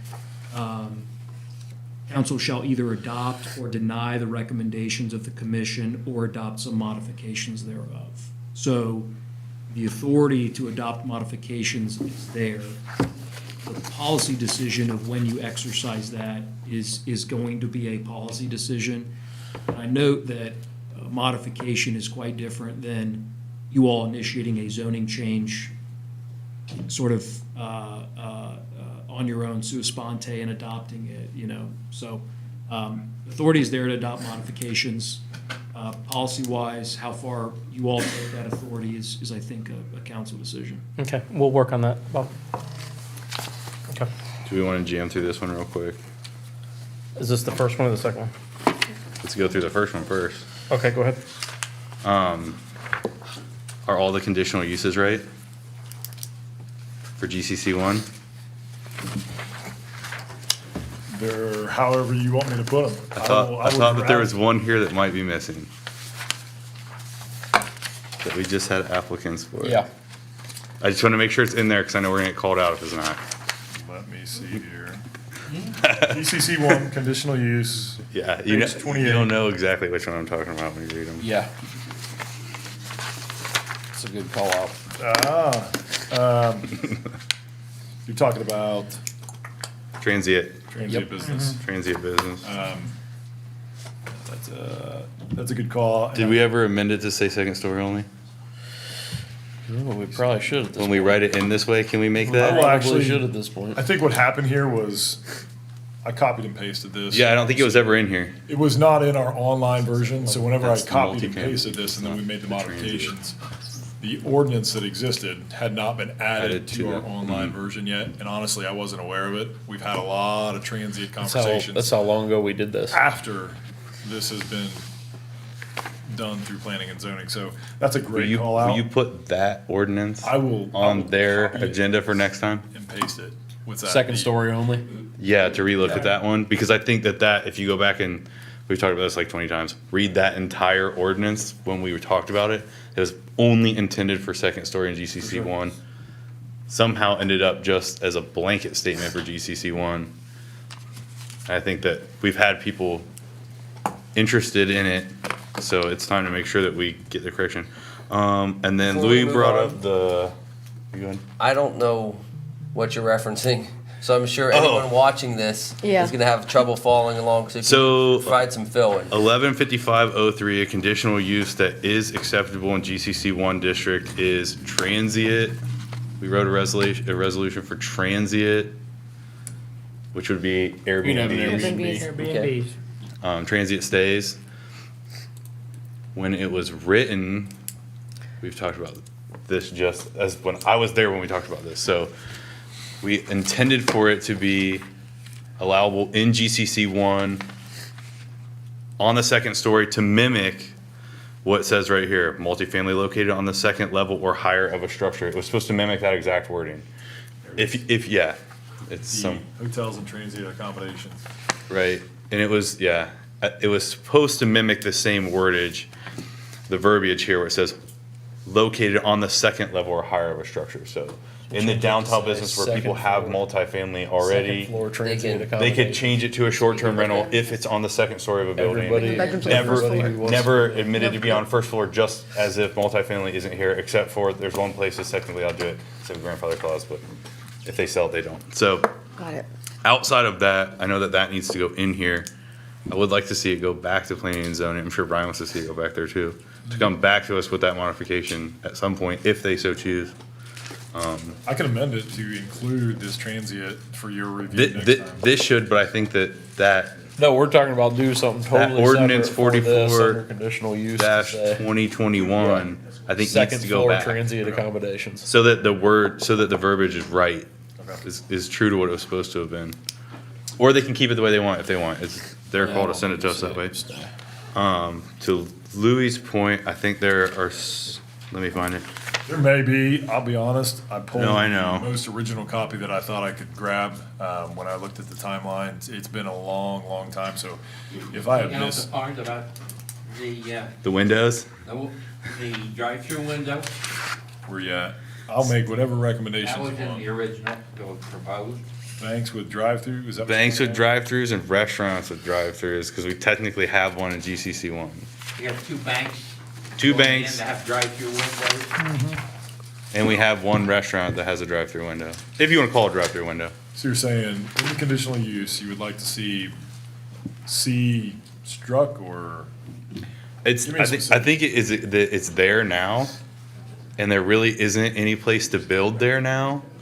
So we're not gonna see it, right? I don't think we're gonna see anybody add a restaurant that has a drive-through window in GCC one. Maybe somebody buys a building, tears it down. He owns a building that has a drive-through window. No, Ann owns it. Not sure I know what. Was a Circle K. Circle K. It used to have one. has a Oh, drive-through it used to window. have one. Used to, not Yeah. current. What- No, he said Still used to. there. Is it an operation? No. But we do have a restaurant that has a drive-through window that gets The used. window doesn't even open. Yeah, Durkos. Durkos has the window, and we've had many of conversations about that one, so since it's there, So what do we you might want as well struck? just make it Yeah, work. but you wanna, you Let me wanna, clarify, what do you want struck? You want I number want- C gone, right? Or what do you want? Just tell me what you I just want to I'll see do the what word you want. Tell me drive-through what you want. struck. The bank one works because it's in conditional uses.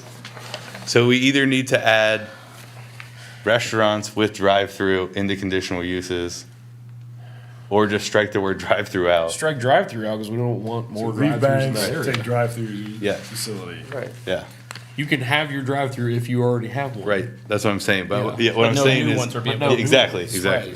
Just to make it work, because the banks you can do, it's in conditional uses. It says banks with drive-through facilities. That's, Sean's has been out of operation for over 2 years, so he can't have us back. 5. Just has to be 2 years, right? Does anybody have an appetite to strike the Not even mine. excluding outdoor alcohol consumption out of GCC one for anybody that may at some point or not have a patio? Sorry, what was Yeah, that? repeat that. So you have page 27, C1I, you have cafe seating, secondary or primary business, excluding outdoor alcohol consumption. Well, I'm gonna defer to Chief Smart, or Deputy Chief Smart's opinion on if we serve alcohol on the street, It wouldn't be on the street, it'd be in a fenced area. in a fenced area. Yeah, it'd be a patio, it's gonna be a patio situation. Well, if you form a DORA, then it's void anyway. Yeah. I'm saying if you have somebody that, If we go ahead and form a DORA, Downtown Downtown job Spoken count. about, Sean and I have spoken about Dora. a little Yeah. bit. I don't think that when it comes down to it, we have the staffing that's We required for that. Yeah, Dora's a big lift when it comes to doing it right. but I'm not striking it forward in ordinance or door, I'm saying if we wanna do it in, it's secondary, so it'd be outdoor seating, right? Ghost Rider technically has outdoor seating in GCC one. This illicitly states that they cannot serve alcohol on their patio. Oh, well, they have, my question is can we specify? Because they have a patio and then they have tables in the front. Yeah. Well, the tables in the front are gone now. Okay, if they come back. If they come back and The they're horseshoe fenced, has, and they're fenced this in. horseshoe has their second What floor. do And you, they're what is fenced fenced in. in? Because they're not fenced. They had have their, a- they were supposed to their have their box. temporary box around it, right? Yeah. Is that, I mean, that's not I a think fence. I think that's that not- was only enacted for COVID. Okay. I don't think it was gonna come back. Because we also had complaints about people trying to travel up and down the sidewalk. We had a wheelchair incident that there was not enough room Right. Yeah. for them to get Yeah. by. So they said they had to drop down off the curb into the road and get back up. Valid, but, I mean, absolutely, but as a separate issue, if we're gonna put something in Yeah. here. Yeah, we can word it however. I know that we have a business that has I a want to patio. be, be strategic with the wording. Ghost Rider has Yeah, one. the one in the back, Gather- one in the back, Gather yeah. have a- It's, And Gather a has. permit. I don't know. They If, I don't don't know do it if currently, but they could. I don't know if they use their outdoor area for seating, right? But They correct. could. But they could. Yes. who was that? I'm sorry. Gather Do I- down there. Together. Next to Dash the Next to Nine. Dash 9. Do they have anything, what's that? They don't have enough room out back, do they? Yeah, They have a patio out there. Mhm. Is it fenced in? I Yeah. can go back there. Yeah, it's got an 8-foot fence. Measure it, it's not As long, exactly 8. as long as there's as long as it's fenced in, I don't have an issue with it. But if you're gonna pop a table on the sidewalk, I don't think that you can't. don't, You're you don't not. get to serve alcohol Well, at that one. Yeah, you can't put tables on the sidewalk. It also an ordinance somewhere in there it says that you can't have tables on the sidewalk. Can't have merchandise on a public Merchandise sidewalk. or Right. It has to yeah. be a public I- sidewalk, it can be a private sidewalk, and then I think you Yeah. can put merchandise on it, but as long as it's the public sidewalk, you're not allowed to display merchandise. So that specifically speaks to that. I want to go back, because I want to make sure I have the edits correct. So you're wanting to strike what? And you're also wanting to add what? And give me specific pages, C. So do that one first. 20. If everybody's in agreement with that. Page 27. Okay, C. C, 1. I. okay, you want to strike that? Not the whole part. What, which part? Excluding outdoor alcohol consumption? Okay, so that will be strucken. Okay, and then. Because I think in accordance to your liquor license, it says that it has to be a fenced-in area. Yeah, it does. More than likely it does, yeah. So I don't think that you have to double It's a double dip. non-issue, yeah. And so then, Are you striking the whole thing? Aye? Just the I. Yeah. Okay. are we striking the entire I or just? Yeah, that's what, So cafe seating secondary to primary business is being struck, the whole thing, or just excluding? Just excluding the outdoors, excluding outdoor. because you could have cafe Yeah. seating. I gotcha. We like outdoor seating. I thought you did. Yeah. And then what was the other part? The other one is fine because it doesn't. I don't believe it. It says that you can't. It says excluding drive-throughs, but then it gets caught. Where are you later. at? I'm sorry, so I can follow along. Let me read through really fast. Page, It's going to be in the part where it talks about restaurants. So you have, so it'd be C2, banks, savings and loans, credit agencies, but not including establishments, drive-throughs, but then it gets talked about in 1155 in conditional uses. I didn't see it till I read it second. so So it's fine. leave it as It is fine because it's in there. Because conditionally, they can do it. So it was right. It was. I didn't read the second part. Point that out. Had my minute. So that is the only addition, C1, Yes. and then everything else, I'll add the right-of-way For the situation. transient. And then the transient, and then bring it back next week. Okay, so we're good? And then create a transient deal for zoning when Second you have, story. when you have a minute. Okay. So that's the first reading of that one. You still have more on that one? Yeah, because we bulked them, right? No, they're two No, separate. we're doing two separate. We're going to the next one now. So now you have GCC 1.6. We lowered from 90 to 75% on 29. And we can keep going if What you page want. you on? Yep, that was, We can you keep already going know if where I you want to go with it. Cause I had the same 29, conversation in zoning, so we 29. can keep going. This is for 6. GCC 1 still? Yeah, Okay. we're probably gonna see them in both. So 6, Yeah, permitted and conditional structures, pedestrian sidewalks and parking areas shall not cover more than, what do you want to see it at? what were you shooting for in planning and zoning Reducing the. when you originally talked about it? Shoot. You know how long ago I talked about this? You're young, you can remember. So you're saying not 75? We can go lower than 75. I mean, what did we do? 65, 35? Yeah, I think it was 65 in our new zoning that we threw away. Now, this is GCC 1, correct? Yeah. Correct. 65, 35. Yep. Can you meet? Let's GCC one's the downtown. Yes. Can you Correct. meet your parking requirement by giving up that much paved lot? You're just gonna have to have a much larger lot to be able to do, How many infill lots are they is the question in GCC 1. There aren't. Exactly. It's only gonna service people that are gonna tear something down to rebuild. So your example, is the No, I'm church with building you. over here in GCC 1? Or it's right over the line, which one? the one right here. The old Catholic church? Oh, none of those. Oh, this It's one. not, is it? But if you were to grab a parcel that big, That's a residential, so, yeah. I think it's more for the future. use.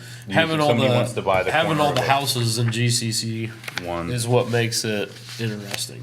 Because if we were just talking about buildings down there, you wouldn't care if they had 90% coverage. They are, Because it- they have 100%. Yeah, because, yeah, you wouldn't care, but the houses is what makes it a thing.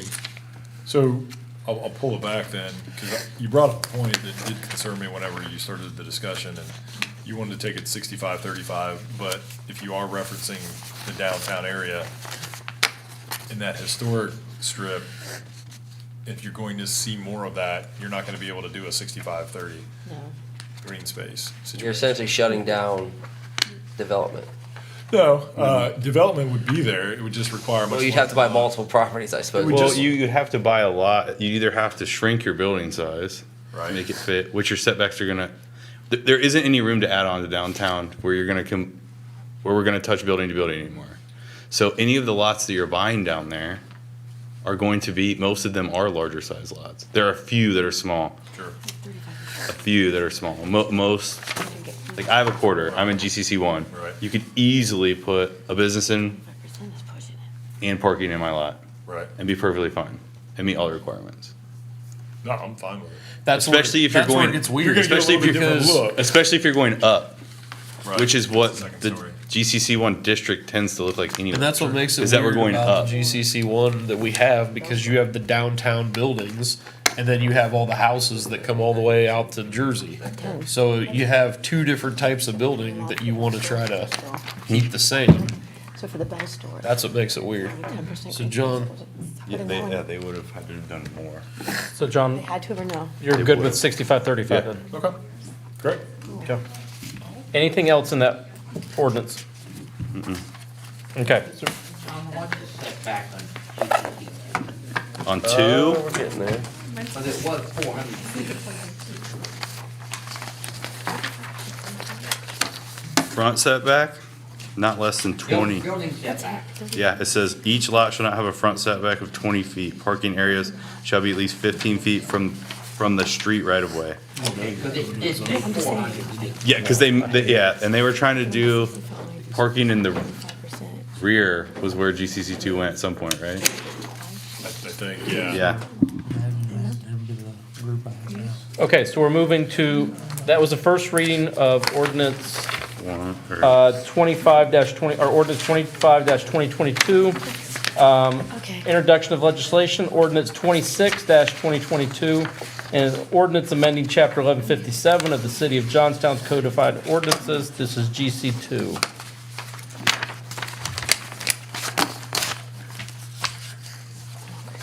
This is the first reading, so just comment at this point.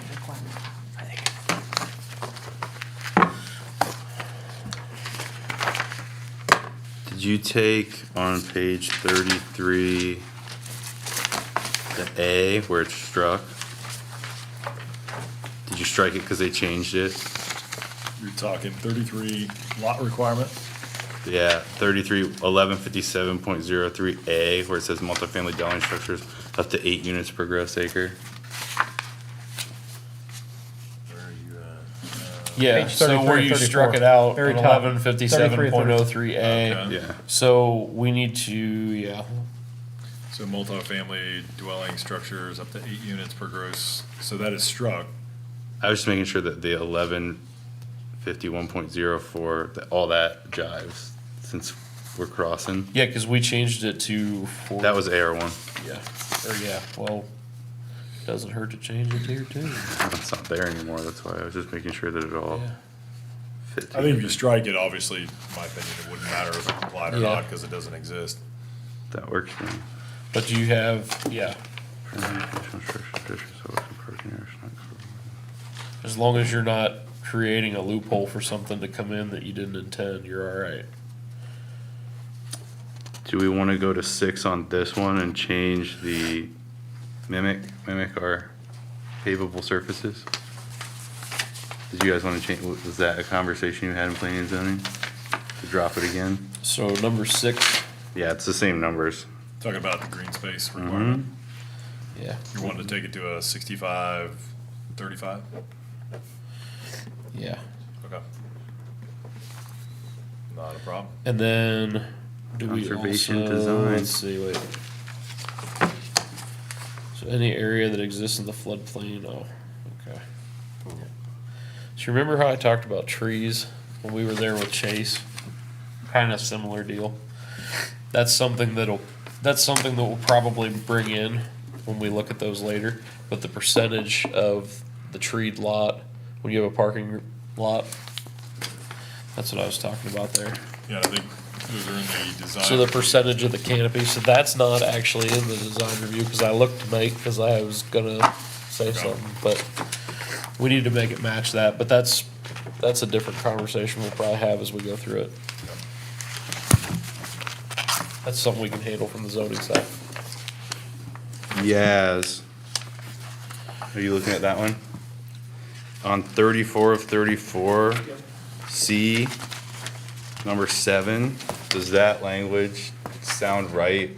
This is to prohibit any merchandise being displayed or sold on a sidewalk or, It says public, so it's not gonna be on a sidewalk, it's Yeah. public. public, what about, You're talking about private lots, and that discussion's come up, and I will do whatever you all wanna do.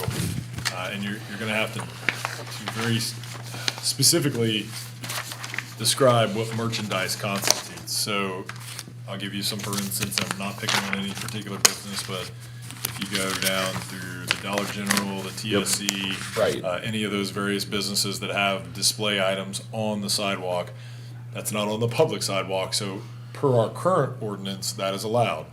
If there is a desire for this council to eliminate the display of those items outside the confines of the building, then let me know and we can draft something. You're gonna have to specify merchandise because obviously you get into a car lot that is, obviously a car is a piece of merchandise. You could speak to the playground equipment that exists there as well, so. I think the concern drives from, we make parking requirements. In addition to the sidewalk, we make, so for accessibility, but we make parking requirements.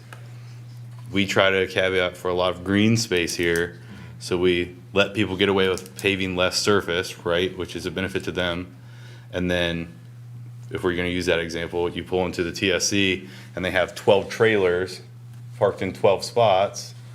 They have 20 mulch bins out there, and now you've lost all that parking, right? I mean, it is their business. They're in violation of their parking requirement.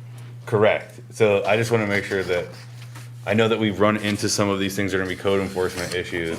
How do we best navigate that, right? Like, to insulate ourselves for when we want to show up and say, hey, you can't do that. Well, right now, like Kroger does their nursery. Right. Some years. Right. But that's something we need in this city too, because we don't really have a garden center. So it's not the worst thing to have that. Yeah, but you can't pick and choose. Yeah, I know, that's. I don't have any problem what we with always TSC. get Well, into. TSC will put theirs out there too. TSC 's fine. Yeah, That we have last theirs summer, they too. put their their Which is vegetables not and the flowers worst and thing to stuff. have, because we don't Yeah. really have a nursery here where you can go buy, Granville Mill? well, yeah. I would prefer to legislate what we want and have them ask for a variance on an annual basis. Or That way or- we can Or a put language seasonal, in- if we give them a seasonal Because option. what if something changes there? Right now, there's plenty of parking. But what if the use of those buildings change and then it becomes a problem?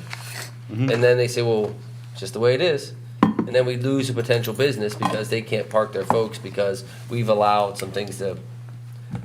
So, Can we write a language that says, these are the rules, that you can come and ask? so my recommendation, and I'll get with Yaz, I don't always like to use the variance, just because a variance is a little bit different. A temporary permit? It's very. I would put in it as a conditional use. So outdoor storage and display of merchandise on a public sidewalk shall be allowed as a conditional use. So they can file a conditional use application before this product is allowed to be merchandised. They would then have to come in, plead the case. You can do a conditional, you can pretty much do any type of conditional you want. Now, you gotta be consistent across the board, from one applicant to the next as far as some of the guide rails that you're giving. But I would recommend putting it in as a conditional use and less as a variance if that's what you're looking to do. Yaz, got any Yeah, thoughts on that would be that? perfectly appropriate. Yeah. Two things. Number one, some of the concerns that I've heard being discussed, as I read this provision, will It not does, address exactly, those. exactly. And then number two, I think the code enforcement discussion is probably a whole separate discussion in and of itself. The process and I would say, almost every community, if not every community, always has code enforcement issues, whether it's resources, bodies, the processes that are codified, whether they're actually enforceable, whether they have any teeth. So prohibiting what you want to prohibit outright and making it a conditional use or a discretionary request to this body of the PZ would be an appropriate way to do it. But don't legislate for one or two situations. Right, absolutely. I think it works out well. So, the other thing to keep in mind, if we go down that path, is does that open us up to litigation? It's expensive even when we win. So we have to make sure we're proactive and reactive at the same time. How does the garage sale there on Main Street, how do they get by with all that stuff they have out? Code enforcement. Code enforcement. Oh, I that's didn't- I the didn't see it's it the down antique here. store there. I don't know, 24-hour garage sale doesn't have anything out, do they? It's the antique Well, store. somebody has, It's the somebody antique else store has. does. Yeah, They have an entire piano out there. yeah. Yeah. I'm just saying. That's okay, can cameras be outside? No, It'd be a code absolutely not. situation. I just know that it's something that the more growth that we're gonna see, which we're gonna see, if we don't do something about it before we see all the growth, then we're gonna be sitting here wishing that we did do something about it. I don't disagree. And It's if hard to we- put it back in the barn. Well, exactly. Again, it's real hard to go to TSC and say, hey, you can't do this anymore. But going forward, we don't know what's gonna come into town.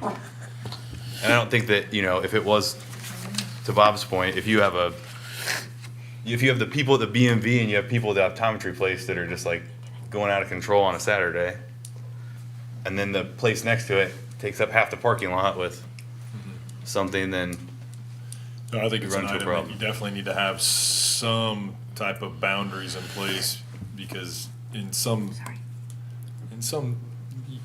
facets of what they're utilizing, it's not extreme, but in others, you can really, really get out of control. So, I don't know if you want to just put in there as a conditional use, as an edit to this particular document, or if you want to pass this document as written, and then have that go back to planning and zoning to specifically address the display of outdoor I think Brian merchandise. can champion that. Okay. I think again, because It's something we've because of talked our about a couple because of times, how yeah. we limit, we try to do less paved parking surfaces for conservation design on purpose in this town. So to then limit our parking spaces, if you really need 70 anywhere else, and here you need 50, and then you take up 12 of them or 15 of them, it could be a hindrance. Yeah. So we're gonna I'm in move it favor. forward, then have Ryan come back with, Yes. Specifically to the outdoor display of merchandise. Okay. okay. You have fun with that conversation. Yeah, So we're good with now with this. Right now. we'll talk about that. We'll slip it in with our carport discussion. Okay, so that was the first reading of that. Okay, we're gonna make some changes to the rest of the schedule, because that was the last of the introduction of legislation. We're gonna move in a minute to go to executive session to consider the appointment of a public official and do the interviews of the personal board of review. We will come back then and do other business, which will discuss the HR, so that, and then go into executive session with the law director and the last item. Are you guys good with that? Yep. Okay, so I make a motion that we go into executive session to consider the appointment of a public official for the personal board of review. Second. What members do you want in there? Obviously, members Oh, yeah, of you gotta council. call it out. I don't know if More there's members of anybody council and, who do we usually take? City manager?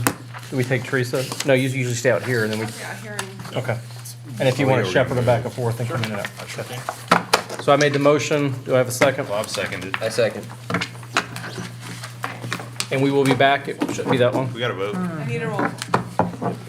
Sharon Hendren, Yes. Yes. What? Yes. Charlie Oh, Campbell.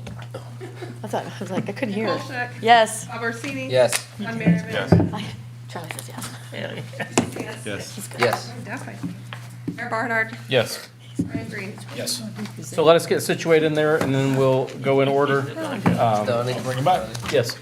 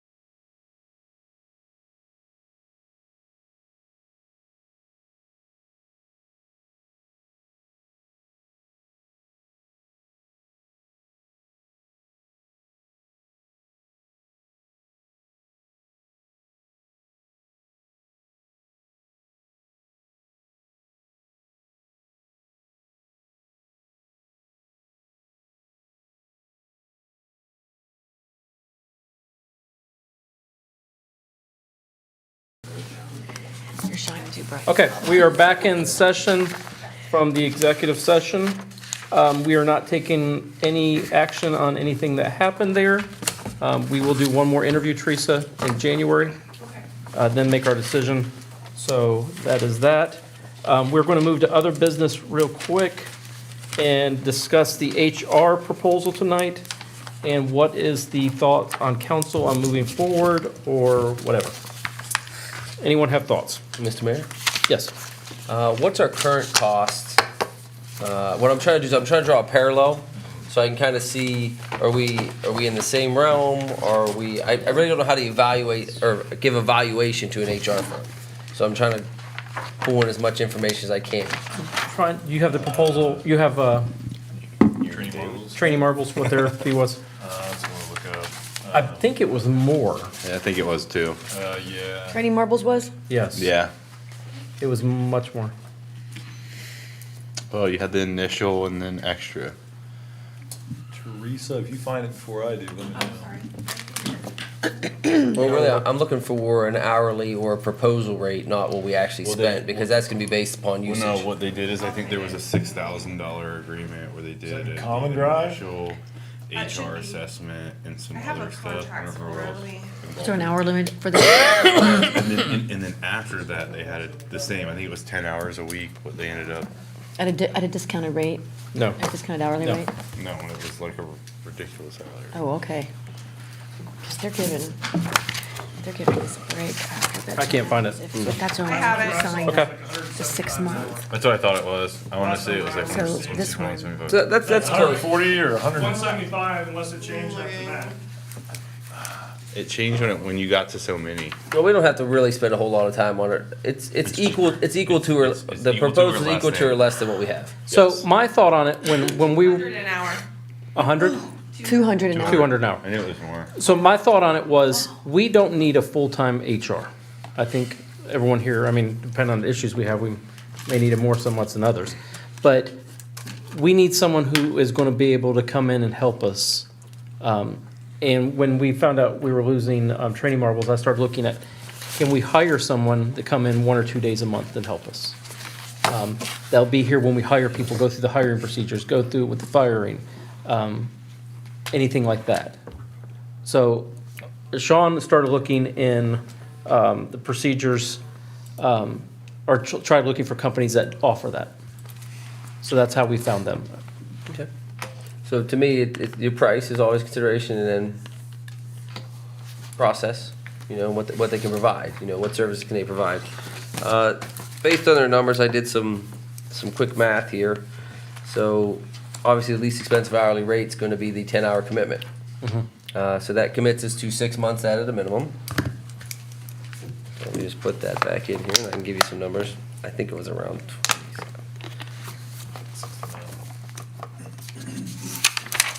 So it was 115 an hour times 10 times 6, not so bad. So $6,900. So that's our commit, our initial cost. So that's guaranteed. They also recommended it's going to take them 40 hours on the initial setup. That leaves us a remainder of 30 hours in the first month. So you take 30 times 115.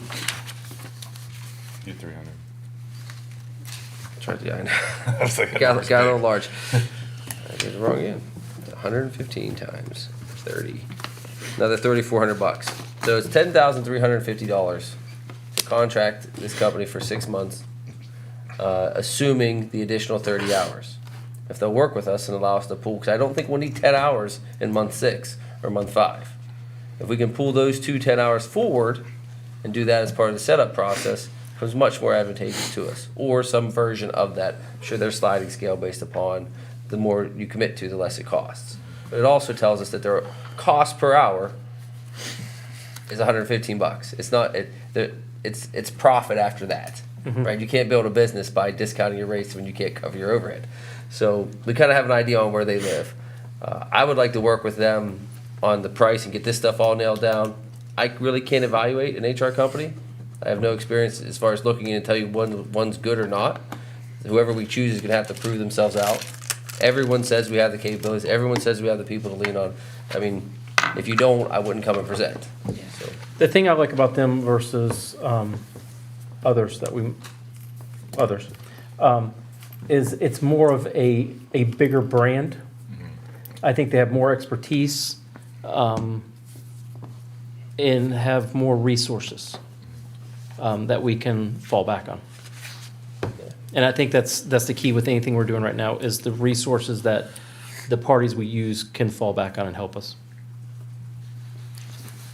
So do we want to have Sean talk to them about the rate?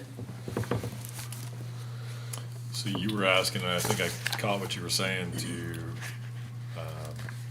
It's a total cost discussion, Lori, right? or Lori, you're looking at possibly doing the 6-month contract, but Pulling the hours from the end of the contract to the front end to the front. to meet the requirement. And then at that point, we may say we need to go to the phase 2 one.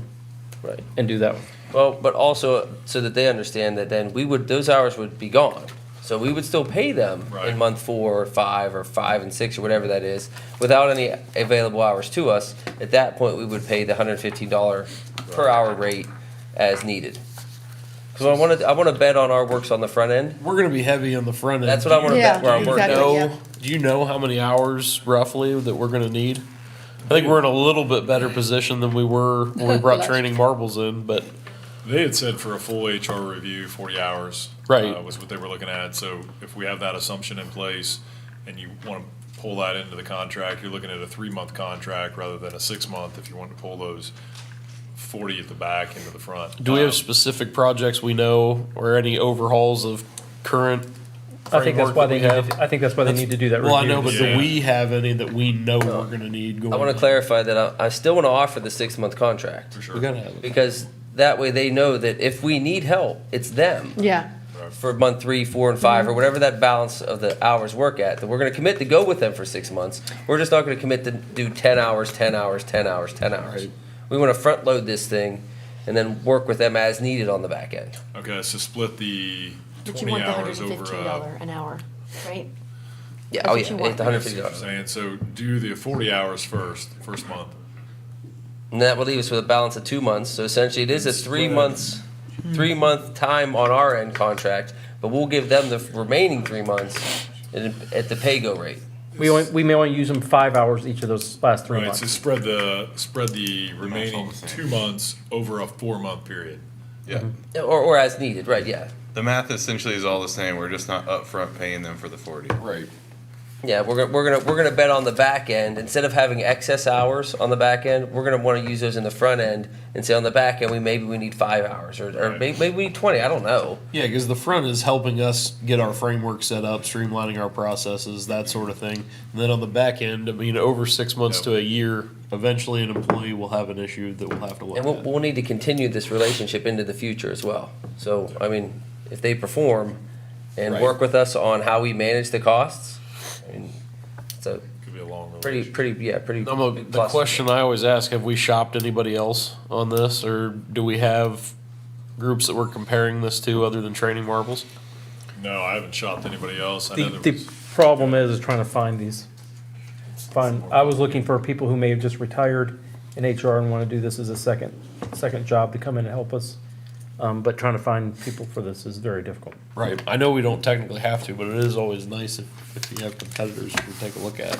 I was impressed with this person, what they have to offer. The price is questionable, but that's The everything. challenge is we lose our current HR, In 3 days. We do, Yeah. yeah. so yep. So no, I can have the follow-up discussion with them, and then I'll go back to budget. What did we specifically budget for HR? I know there was a I think it was number. like 30 grand. I think there was I think it's 30, so- 31. So we're gonna fall well within that budget now. Probably just jinx us. We're gonna have. that was for the some- year. Yes, we're gonna have union negotiations coming up. I'm not sure, this is the first time I've ever rolled through anything like that, so I really have no idea of what that's gonna look like. They did just go through this process with Washington Courthouse, so I don't know if they're gonna be heavily involved or if it's gonna be a situation where David Riepenoff would be involved with those discussions as well. So I don't know, it's a lot of unknowns, but to have a company available for questions that has experience with this could be helpful. Will that potentially push that cost upward? Could, depending on how much we use them, but I think they'll be able to be a resource, and the more information that we have, probably the better product that we're gonna end up with at the end of the day. So, pay for what you get. I'm a big believer, you hire a good accountant, you hire a good attorney, and usually they pay for themselves at the end of the year, so, not you yet, sorry. Just. I've got some examples, don't worry. Yeah, right. Didn't want to plug you too much. So yeah, I mean, if what Bob is saying, you're at 6,900 for 6 months, and you backfill another 6 months after that, you're looking at 12,000. Even if we go the 10,350, I still think they're within our wheelhouse and within our budget. And I think there's going to be some things as we're transitioning from a city or from a village to a city that we haven't picked up on yet. I think there's going to be more recommendations than we are aware of. And then there's just going to be a lot of learning curve that goes into this. And once we get that figured out, it's going to be a little bit easier. Once we get these policies and procedures in place, then the die will be cast. After that, we move forward accordingly. I agree. Yep. So what do you need from us to move forward at this point? You can either make a recommendation that I enter into a contract not to exceed X amount, and then I can see if they're agreeable to it. If they're not agreeable to it, then do we have, I don't want to negotiate while we're being videoed. Right. But I can get some feedback with Robin tomorrow. But if you want to wait until. What does it do to your operation to not have an HR department for 30 days-ish? I would say we're looking at our first meeting in January. So 3 weeks. 3 weeks. Not a lot happens, but It could. it could. It's not ideal, but I think we obviously existed without an HR company for quite some time. So to not have an HR company for 3 weeks. We have Dave for major issues. Exactly. So you still have Dave We could available. survive We're not 3 weeks. uncovered. Well, then my thought would be, take our conversation back and whatever else comes out of it to them, and tell them we'd like them to come back with a proposal at the meeting, and And I'll tell all our staff, if you have an HR issue, it's just gonna have to wait. So, first of the year. No, I won't say that. bad idea. That would be a bad It will be HR the first interview with the new group. Absolutely. So, no. Okay. Well, then we'll tee up some conversations with them. I'll have some feedback for you all, and then hopefully January 1st, 3rd, we'll be able to move forward with this particular company. We're good. Okay, so any other business that we want to discuss? Going once, told. Okay, I make a motion that we move to go into executive session with the city law director to discuss pending or imminent litigation. Additionally, executive session to consider the employment and compensation of a public employee. With no business to follow. With no business to follow, just discussion. And to include Sean, city manager. Sorry, to include the city manager. You want Yaz? Obviously, yeah. And yes, Right, sorry, yeah. yes. I think No, yes, he's- you're gone. He's named here. Sorry. I need a second. Second.